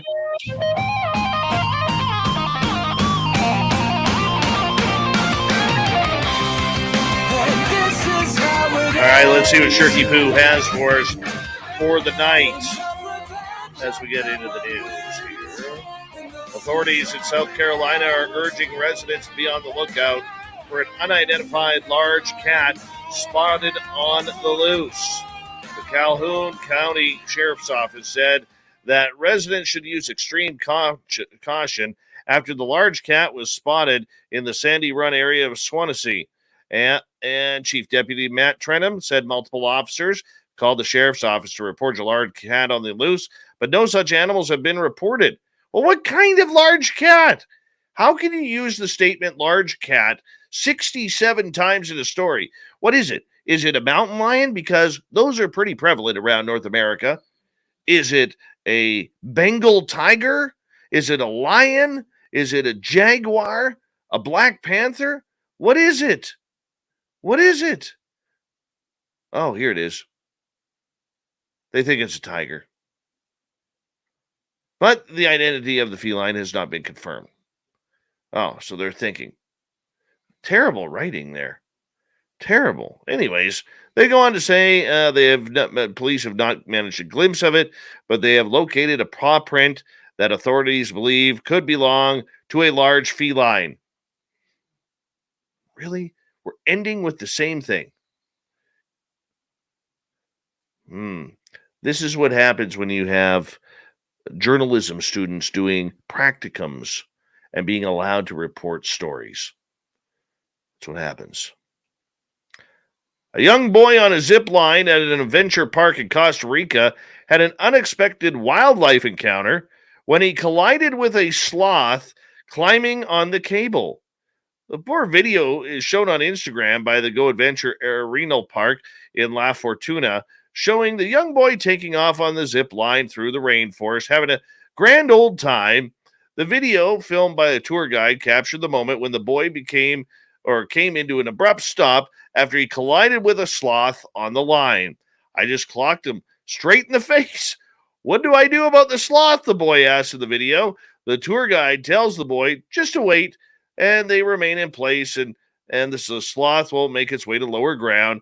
The owner of the park said the boy and the sloth were both uninjured. That's good. The owner said a group of zipliners had just passed through the area moments earlier, so the sloth would have had only a short period of time to climb on the cable. Got a feel for the sloth. I mean, those zip lines, they're going a few miles an hour there. I mean, that just could not have felt good on the schnoz. Would have broke mine in seconds.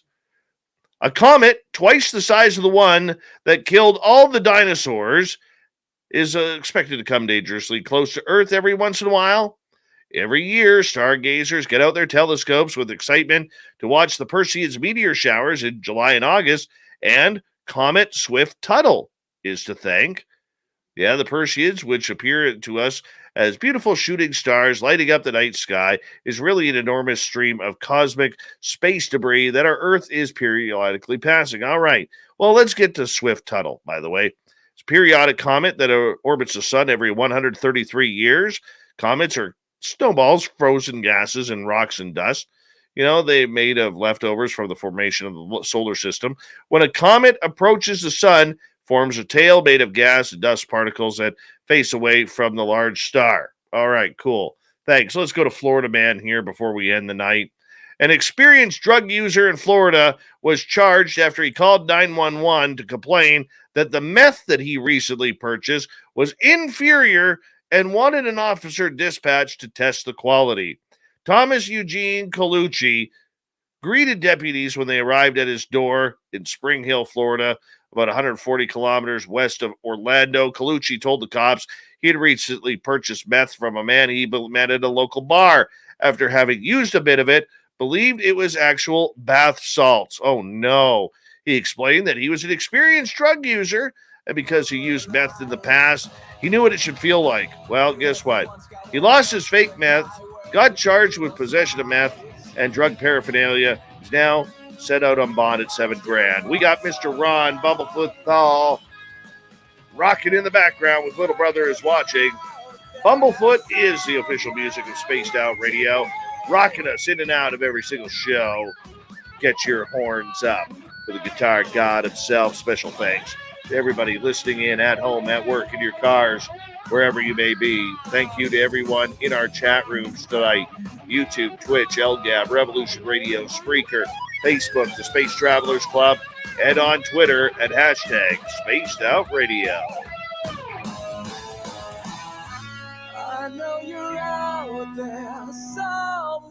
Remember, this show is copyright by Spaced Out Radio and SOR Media Ventures Limited. Thank you so much for choosing to share your evening with us, because together, my friends, we own the night. Mr. Bumblefoot, we need a favor. We need you to take us home.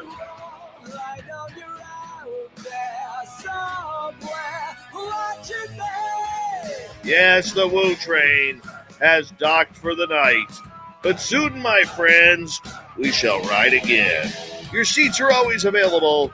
Your tickets never expire. And if you want to bring a friend, we've got room for them too. Good night.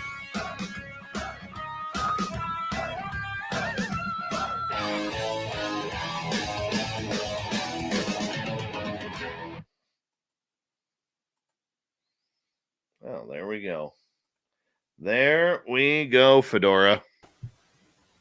So, buddy. Shake, shake, shake, Fedora. Shake it all the time. Shake, shake, shake, Fedora.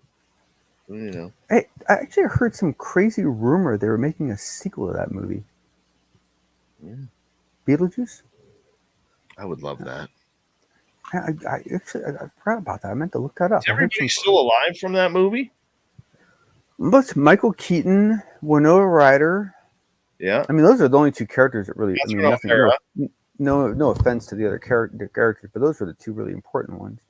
Well, of course, you exclude the Canadian, Catherine O'Hara. You're such an anti-Canadian. Hi, Tom. How are you? You know, I'm half Canadian, right? I know, but you're not even half Canadian. I am. Half. No, you're not. You have citizenship. My mother was a citizen when I was born. She was a citizen when she died. She never became an American citizen. Canadian her whole life. Well, then you should get your Canadian citizenship, and then we'll call you Canadian. I can't, because then I can't get to certain government locations. Yeah. So I know. Sorry, no choice. I actually looked into it. I really wanted a Canadian passport, especially when like traveling internationally was getting a little sketchy for there a little while. Having a Canadian passport was very valuable, and yeah, no. It's actually good to have multiple passports if you travel a lot. Just a lot of countries don't you know. Did I not download that? Is that not downloading yet? The Sam, fuck. Download. That would be Okay, cool. there it's downloading. Why wasn't it showing before? You moron. Now, the one big question, Dave, I have is the same question I asked you the other night, which is that, you know, if you assume, okay, so I think it's safe to assume that some percentage of the orbs sometimes appear as other objects. Let's just go with that. That's a loose statement, okay? If that carves out some portion of the phenomenon into a little subgroup, what's left? I don't know. Man, that's kind of. I really don't know. Yeah. I really don't know. Uh-oh, why is my old hometown trending? Let's see the latest. Your hometown, is that what you said? My old hometown. Oh, Dave, I have to share the coolest story. And if I can remember where I heard it, I will post it later, but I can't remember where I heard Does it. it involve me? No, it doesn't. Oh. And it involves this little girl who, as like a 3-year-old, would eat her food rather sloppily, and food would drop on the ground, and these crows would come pick up the food, and she started gathering more and more crows, and by the time she got to the age of 5, her mom found out that she'd been giving away most of her lunch to the crows in the morning before school, and so didn't have lunch. So she said, no, we'll buy food for the crows. So the mom goes out and gets like dog food for the crows. They lay out dog food for the crows every day, right? And this little girl's got this like flock of crows that like basically follow her around everywhere she goes. And there are people warning, hey, be careful, the crows are going to do something, and they're like, no, we don't think so. Then they have this bird bath, and the little girl notices this shiny thing in it, so she goes, and it's an earring, right? So she's like, takes it to her mom, like, is this yours? No, this is an earring. And after a while, more and more stuff starts showing up in this bird bath, right? All these like trinkets. The little girl kept all of them. She has them all. She has crow books, workbooks full of all the things that the birds brought her as gifts, right? And then the boot of the story is at the end of it is that they go out to take photography, to take some photos, and the mom drops her lens cap in the park. And they get in the car to drive home. And when they get home, her lens cap is already sitting in the bird bath. Yeah, I've heard of that stuff before. I've That heard. is freaking awesome. Like, Yes, that very. is so cool. I was just like, man, I was beside myself with glee when I heard that story. I was like, that is just, and the thing is, we know now. We know so much. Crows are, it's astounding how clever some of these birds are, right? Oh yeah. Really smart, like really, really smart. Oh yeah. And but yeah, I was like, that is just awesome. I was like, I really gotta try to see if we can get that woman from Africa to come on the show. There was a young girl in Seattle area who actually got shit for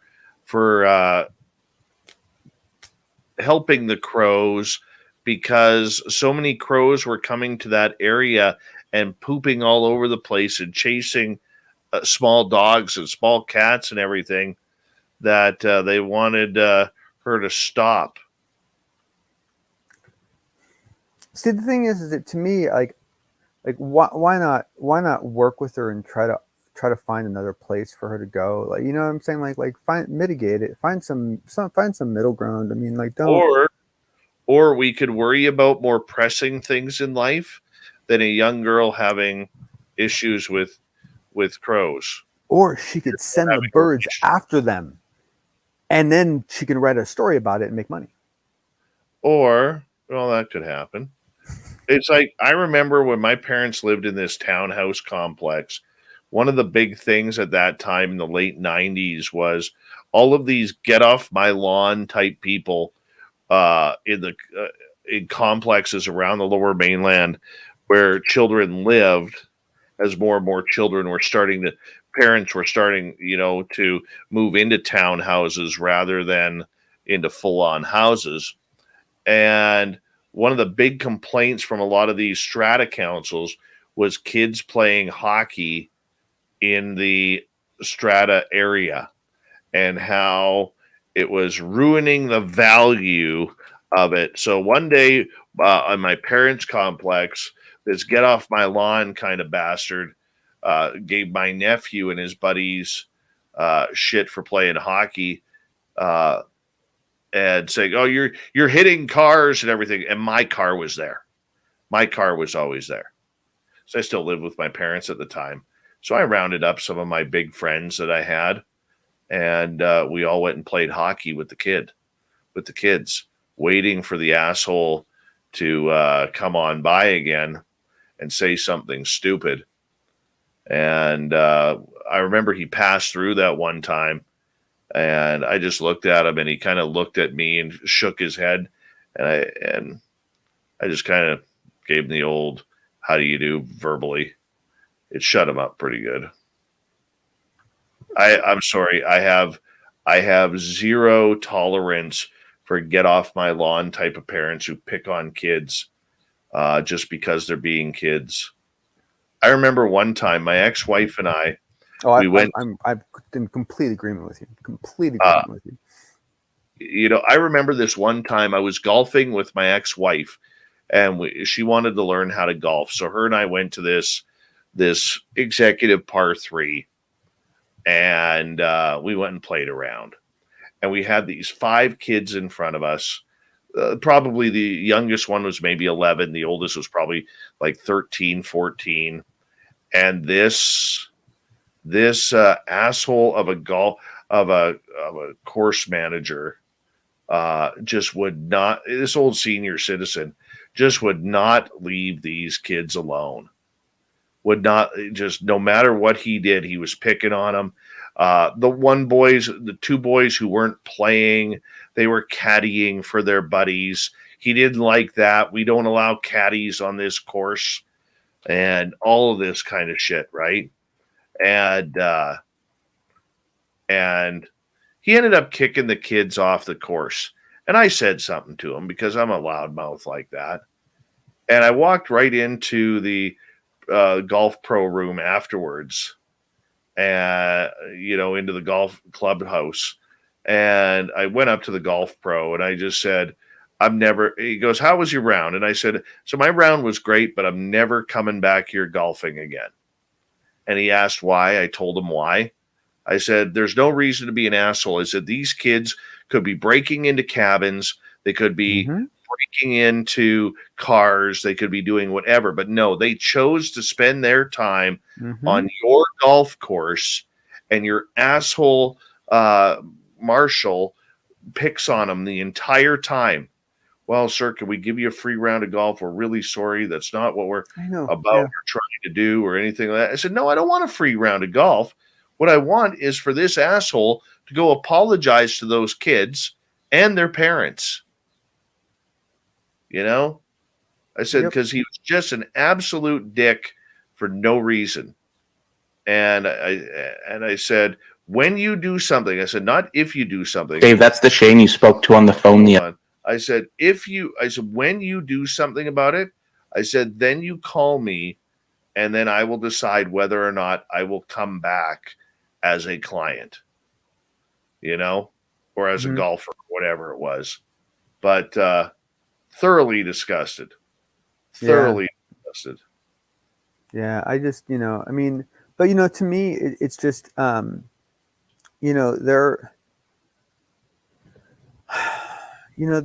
are people that are just so wound up, and I know. Okay. He looks like a Shane. You're listening to Spaced Out. Yeah, there we go. Sorry, go ahead, buddy. No. I was going to say some people are just so wound up, and they just yeah, I don't know. The thing that changed my view of a lot of this was when I came to this realization a long time ago that one of the weirdest things about humans, honestly weirdest things, is that we won't actually treat someone else any worse than we've been treated or treated someone else before. Like there's this weird, like it's bizarre. I don't quite understand how it works. And so to me, it's like so much of this, just the way the humans abuse each other is just, it's such this repetitious thing. It's to me, it's like, we just need to just learn how to just, I don't know. To me, it's just, there's so much confusion about how to deal with anger, grief, remorse, just all these things. And it's just, it's amazing to me. And the thing is that, you got someone who's, they're in their 50s or 60s and, none of their life's gone the way they wanted, and they're all bitter and they're all pent up and angry and so forth. And it's like, it sucks that he went off on those kids and so forth. But I tell you, to be honest, like he's far more miserable than he made them. He makes himself more miserable than anyone else ever could. And it's a shame. And he needs a hug and probably a party or something. But, he's just, given up for whatever reason. Decided to stay asleep. Stay asleep. Oh, yeah. Oh, yeah. Any questions from our audience tonight? By the way, giant earthquake in Japan at Fukushima, like they needed another one. And 7.3 on the Richter scale. And I am just checking right now to see if there is a tsunami warning. I haven't seen one come down yet on Twitter. But gee whiz. What was the Richter rate? What was it again? The score? 7.3. Whoa. Yeah. And the epicenter was 36 kilometers underground of Fukushima. Oh. What?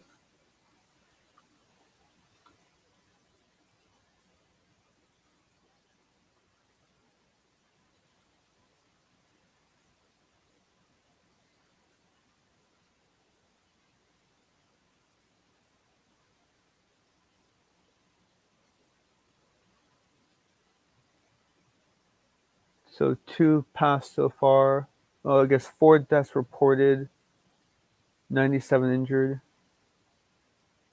So I guess it happened a while ago. 13 hours ago? First I'm hearing about it. 7.3, man, that is just nutty. That's big.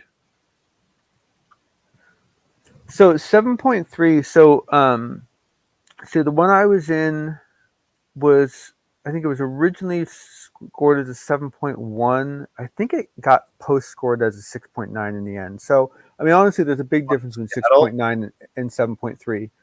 What? I know Seattle's was in the early 2000s was a 6.9. No, I was in the Loma Prieta one in the Bay Area in, when was it? 89, I think it was. Big one in San Fran? Yeah. I think that one was originally 7 point something, and it got knocked down to 6.9. I don't know, but anyway, that was the only quake I've ever been in where you couldn't stay up. Like if you got knocked down and stood back up again, you just got knocked down again, and then you get back up, go ahead, and it's just gonna knock you down again, and that's a weird experience. You were tub thumping. I was like, I was standing in front of my bed, so I kept falling into my bed. So at least I wasn't falling on the ground, but it was quite irritating. And I remember I freaked myself out too because I didn't know anything yet about longitudinal versus like horizontal earth, like how earthquakes have like direction. So like if it's going in one direction, the books are in the right direction, they won't move, and then other directions will all fall. I didn't really understand how that worked yet. And I had just come back from the library with a stack of books on demonology and possession and devil worship and all these like really dark books. I was doing research. I like weird things as a kid. Weird, right? And so I had this stack of books, and I set them down on the side table, and the earthquake happened, and that stack of books didn't move.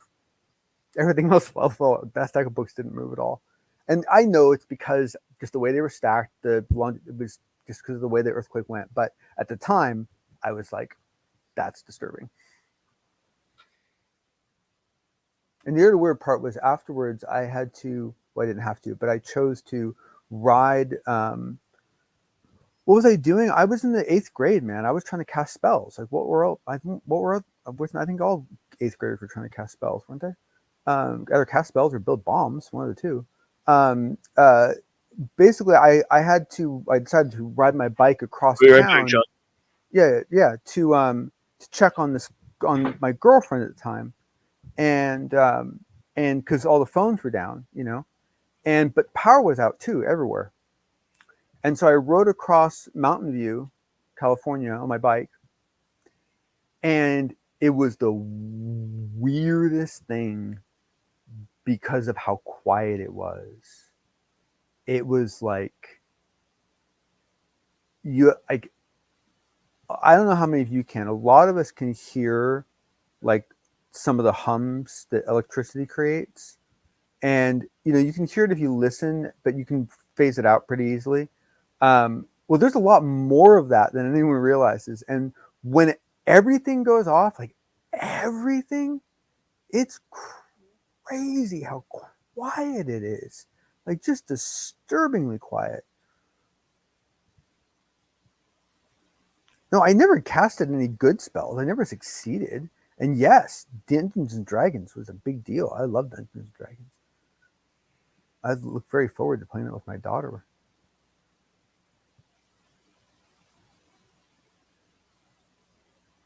No, I tried to. I mean, I wanted to cast a spell because I was hoping it would work. I never found any evidence that it worked. Well, I never found the evidence that it worked. My mom did think my grandmother was a witch.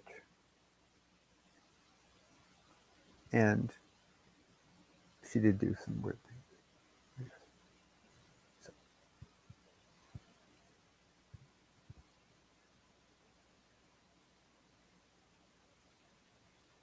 Actually, I saw a great recommendation the other day that I've heard before that I really think we should all consider endorsing, especially once we fix this whole daylight savings time thing. Once we got that done, new project, right?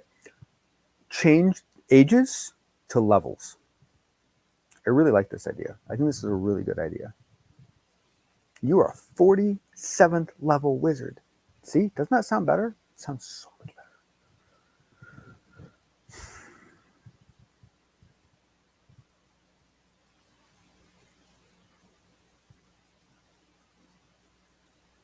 I was actually bummed. I used to have this baggie full of dice, like all sorts of different dice. Spent a lot of money building that up over time. And I found all my Dungeons and Dragons books the other day, and the dice aren't there.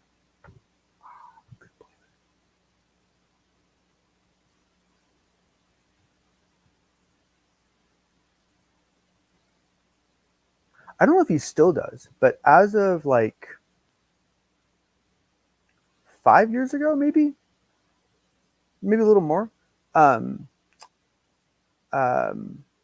What's his name? The guy who does the Fast and the Furious movies. I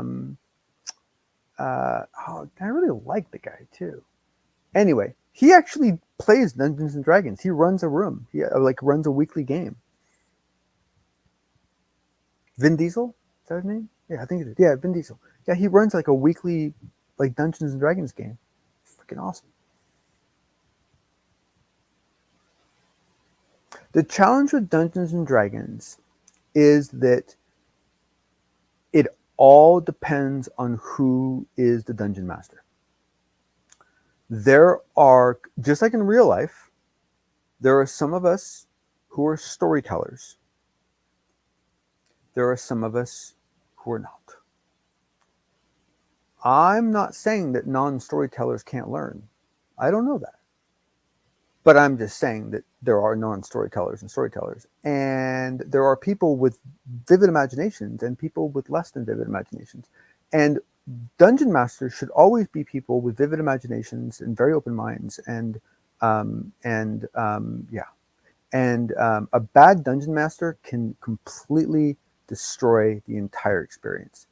A really good dungeon master can make that game like such a vivid memory in your mind that when you look back at it as an adult, it's just as strong of a memory as any of the other childhood events that you had during that period of time.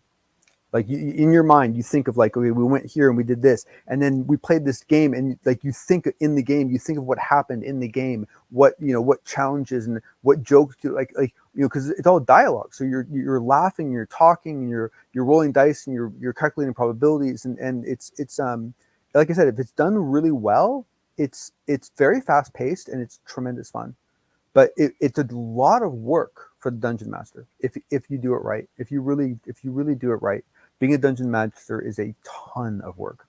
You can put in, seriously, you can put in 30 hours of prep work for a game that's only going to last 6 hours. Excuse me. How you doing, buddy? Doing okay. How about you? I'm doing all right. Good. Yeah, so the one question that I'm really kind of noodling on, which is like I said, the one I asked you the other day, which I'm not expecting anyone to have an answer for. I'm just voicing it because I'm hoping someone else will have a good hypothesis and they'll share it with me. Is that if some percentage of these things are blid orbs, what falls out? Like what if you look at all the different things that we currently categorize as in the phenomenon, are there any of them that will end up being broken out onto their own and not part of this, whatever this is, right? Or do all of them get wrapped up into it? Or do we find that some of them weren't true either way? We don't know where they came from. They weren't true for real, and they weren't true in the phenomenon.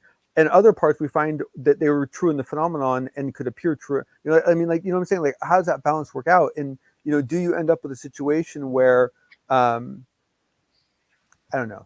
I guess I just get this funny idea in my head of this guy coming in and going, "Fairies out, dwarves you're, gnomes you're in," and this is this ruling that you go and it's boom. I don't think it's like that. I think I think honestly, don't take this the wrong way. I think you're overthinking it.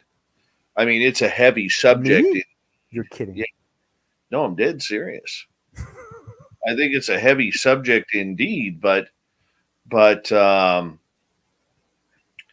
think that these the phenomena. If you, I think what you're doing is instead of taking the phenomena as being everything, you're still trying to separate it. And I don't think you can.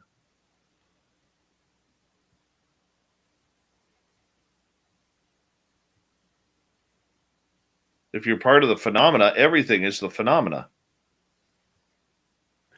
Yes, but you do have to be very careful because the instant your new definition includes everything, it kind of ceases to be a meaningful definition.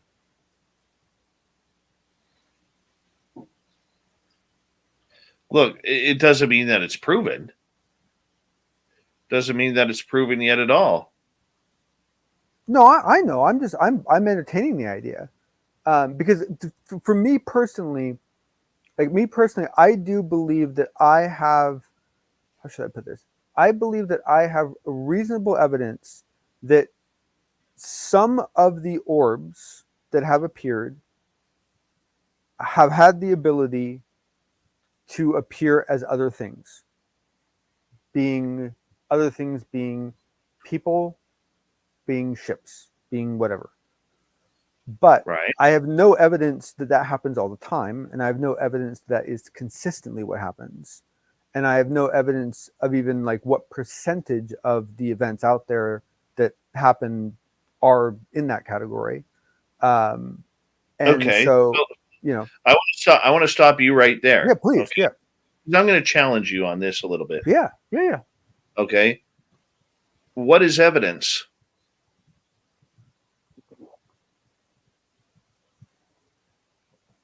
For me personally, evidence is just data. Evidence is just whether it be, and it gets marked. It's anecdotal. It's backed up. It has chain of authority. It doesn't. It has, I mean, like it's just it's data. Okay. Okay. So I understand that, but your data that you wish for is different from what is potentially being studied. And this is the Absolutely.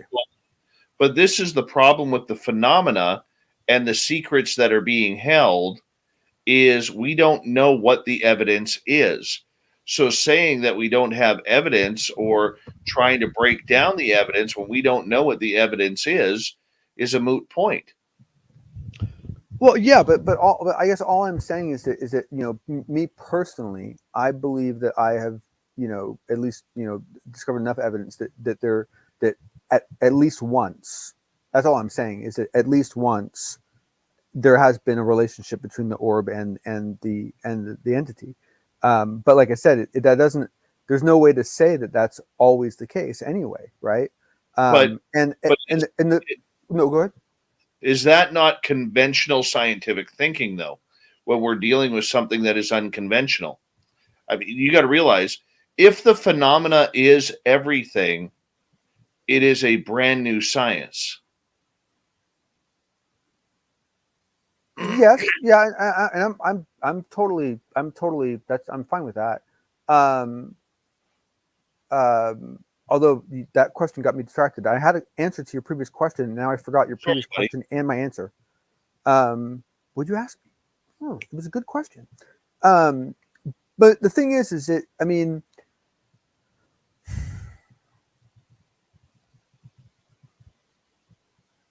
I guess my point is that when you are trying to help people understand something, and you're trying to define it better so that people can kind of get their arms around like what are the boundaries, right?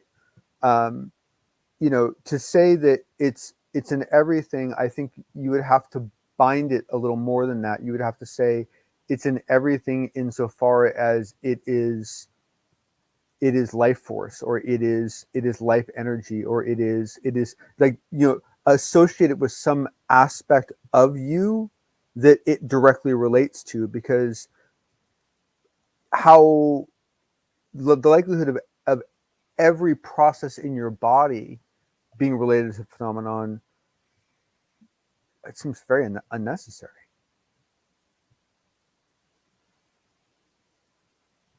But if you're using conventional thinking on something that is unconventional, or conventional science on something that is unconventional, you're not going to be able to understand the phenomena. Well, I mean, look, I mean, so at base, what you said could easily be true.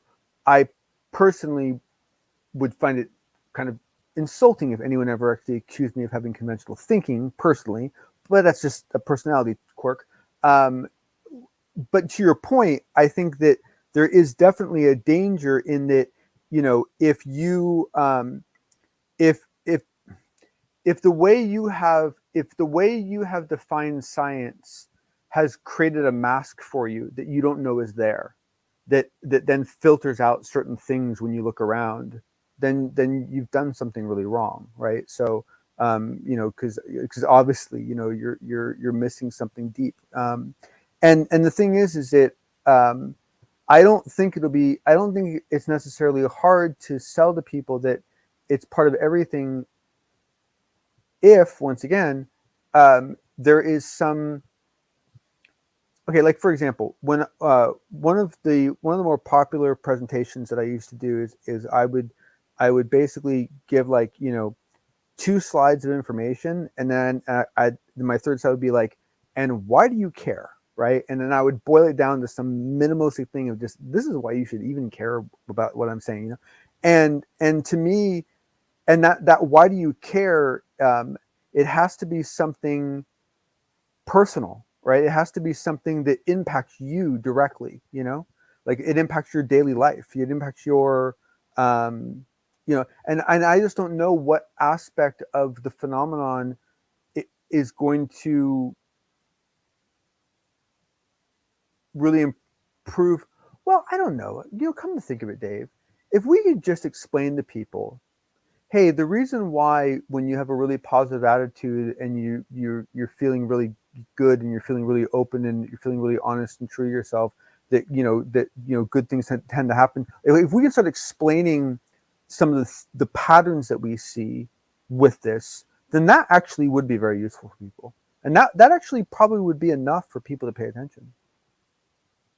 I mean, because like one of the things that I've always wanted to do that I think I might be getting somewhat close to is I've always wanted to come up with a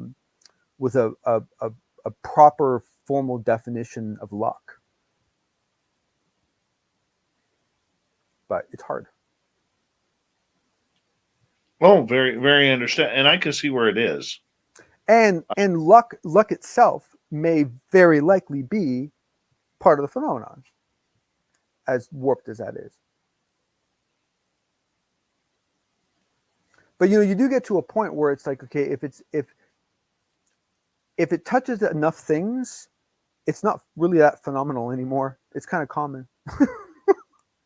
No, You know? I mean, I understand with what you're understand totally with what you're getting at. Totally understand with what you're getting at. You know, but it is a different type of thinking outside of conventional thinking, and I think and that should that be encouraged. I mean, that's hard for a lot of us. I mean, but it's good for you. It's good for you. It's good for the mind. It's good to stretch like that. Mm-hmm. You know, Dave I and I don't know. would be having so much more fun if we were stoned. Or you could have used it tonight, but No, I mean, I don't know. I guess part of it, this still gets down to me, like you know, the reason why a lot of like significant others, right, that we all have don't really care very much about this phenomenon, is because of the lack of effect it has on their direct lives. You know, like it doesn't really It doesn't really change anything for them. At least they don't perceive it as such. And so to me, if you're going to start defining what the phenomenon is and kind of trying to put bookends on it like that, if you're going to go through all that effort and you're going to drag the public along with you in the process, the least you can do is give the public something for their effort. And I don't know. I hear you, man. I hear you. We could only hope, but they don't seem to be wanting to do that. Well, yeah, I mean, and the thing is that a lot of this depends on, because I've been running on this assumption the entire time that if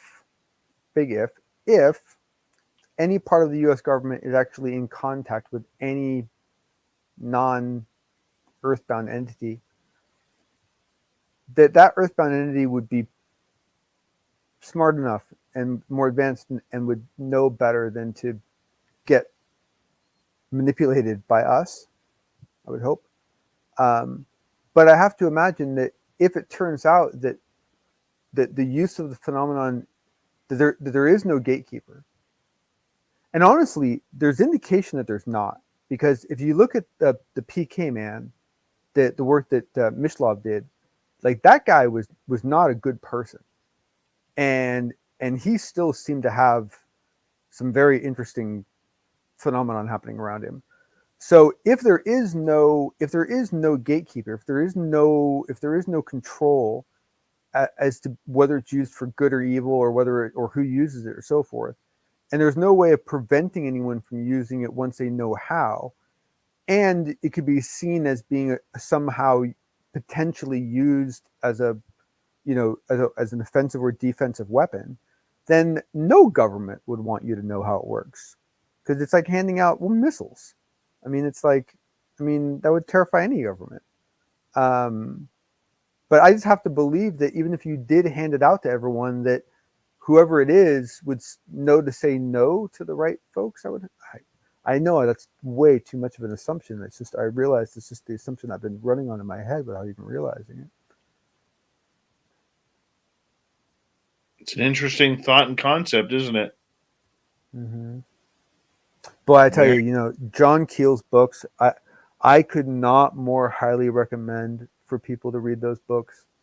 Like, it is just wow. It really helps you bring a lot of what we're seeing into context. It's very fascinating, very, very, very fascinating. Especially if you can find some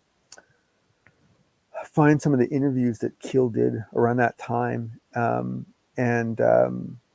actually, there's one John Keel interview that Art Bell did that is good, and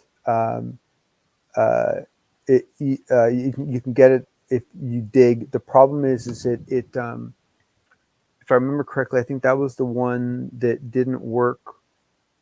They only had like a Windows format, so I got them to send me like the MP3. So if someone really needs it and can't get it, contact me on Twitter. I'll see if I can get it for you. But it's really worth listening to, because you really get Keel's personality, and it's also fun because that interview was done at the time the Richard Gere movie was coming out, and right. so Art and Keel talk about that movie and about how Keel, how he feels about it, and like that part's actually a lot of fun. But you start picking up new things. Like, I don't know if it was in that interview or another interview, but in one of the interviews I got a hold of with Keel, he mentioned the fact that that there was actually a smell associated with Mothman, and I never remembered that coming up in anything else that I found. And I haven't been able to find it again. But I remember in one interview he mentions the fact that there was a smell, and the person goes, "There's a smell? Never heard that before." He goes, "Oh yeah." He goes, I don't talk about it much. It's kind of weird, but yeah." He goes, "There's this smell," and like, to me, like that was like, whoa, I'd never heard that before. Like, that's to me that's especially fascinating, because there is this weird. There does seem to be this very odd phenomenon of people smelling ozone type smells under certain circumstances involving the phenomenon.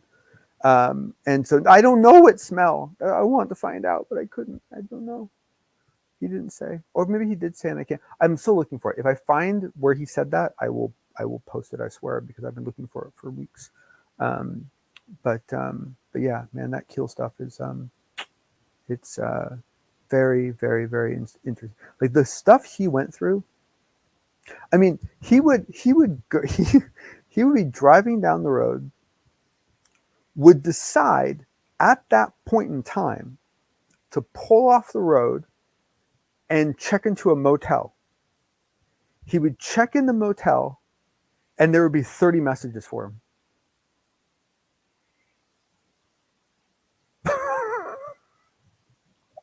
Interesting. But like what is that? Like the best part, the best part of the whole his whole experience with the whole Mothman thing was the fact that he discovered that there was this woman. I think I've mentioned it before. There was this woman, this very attractive, well-dressed, well-spoken woman that was following him around. He didn't know this, and she would call up everyone he interviewed after he interviewed them and say that she was his assistant and that there were some questions that he missed and she'd like to come in and finish up a couple things, and would then go and talk to them. And he found out about this, and they're like, yeah, well, we talked to your assistant. He's like, I don't have an assistant. I have no idea what you're talking about. He never found out who this woman is. It's just weird. It's weird stuff. And this was happening to John Keel all the time. So, friend, if the phenomenon is rolled into everything, then John Keel was doing all that to himself because he needed to learn something. I don't know. It's wacky, man. Ozone, yeah. Ozone smells like remember they had those horrible like ionic breeze type things that were a big trend for a while that you put into your house that would like it basically it smells like that. I'm trying to think of different places you can smell it. I don't like the smell myself. I don't like the smell at all. It really bothers me. I hate it. There's not a lot of smells that I really don't like, and ozone is one of them. I am not a fan of the ozone smell. All right, buddy. I got to call it the night here. Yep. It's all good, man. Tonight on the show, we talk MJ12 with our good friend Tom Whitmore. Far out. That's so good to hear, man. I love Tom. He's a good guy. I want to say a big thank you to Liliopatra, Fabster, Manny, Rob, and Nicholas for the super chats tonight. Very much appreciate it. Thank you to all the veterans who are tuning us on in. We love you, and we're going to be back at it tomorrow night. Hope you all are here. Bring some friends with you, and don't forget to follow us on social media. We'll talk to you soon.